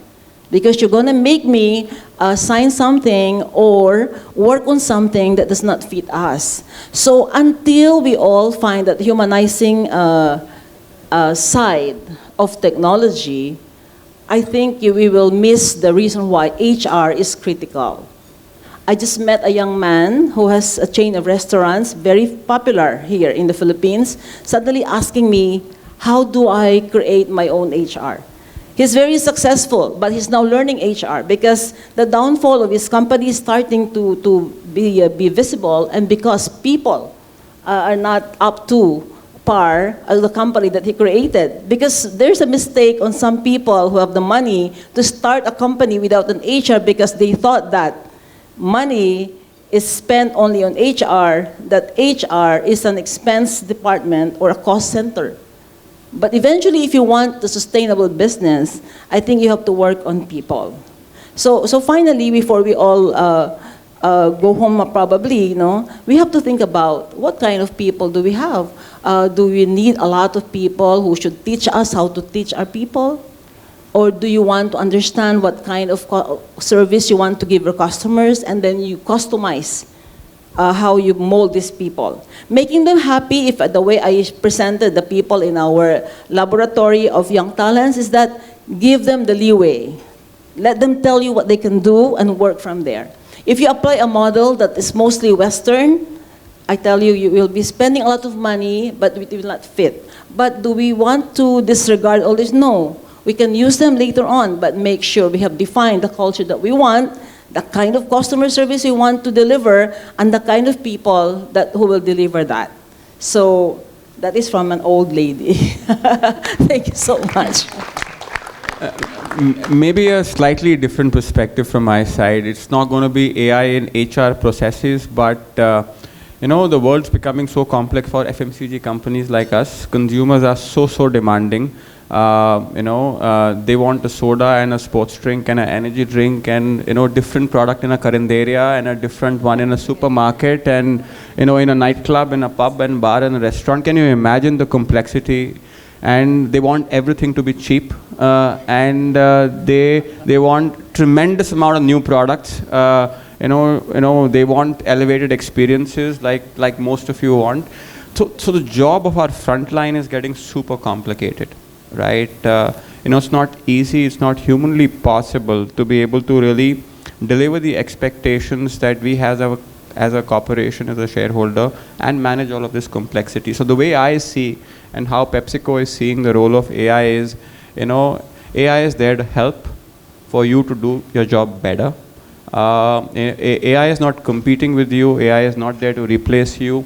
AI will simplify work for you and help you do your job better. And therefore, there's a lot of work which is happening in our organization on leveraging AI to let our sales force know what to sell to what customer, how much have they been they buying, their historical trends. So it's almost like you go to a store and tells you what should you be selling, at what price you should be selling, what's the best promotion to do, and what will maximize revenue and their incentives. So I guess, the automation of the frontline selling process is a huge area which we are working on, which feeds into our demand planning, which means I need to know what to buy at what price and how. So it's basically driving efficiency in the system so that we are able to give our products, a lot more value for our consumers to enjoy. So I think it's really important from that standpoint. A lot of good comments. I wish we had longer because it's just fantastic. But let's finish off with one more question, and we'll go quick, because I know we're going a bit over here. Okay, Please. so again, I'm Rubay Macaraeg from Figari Solutions. So I'm very amazed with what Hazel shared with us, a specific information earlier, that from the transformation and technology initiatives of her team at Concentrix, they have calculated $1.3 million client benefits. So I would just like to know what are the major KPIs or factors that you have used to calculate this $1.3 million. So that savings or benefits to our client was actually derived from the efficiencies that we delivered out of running the operations for them, as well as the penalty avoidance that they could have incurred if we did not intervene or introduced our or incorporated our AI technology in running the operations. Okay. Anybody else? I know it's really, really good. I know they're saying to his last question here too. Okay, well maybe we should finish off and just have we gotta have a picture though, because it's very rare. I think we made history today to have these people managers in one place at one time. Amazing, amazing. Okay, please, let's go.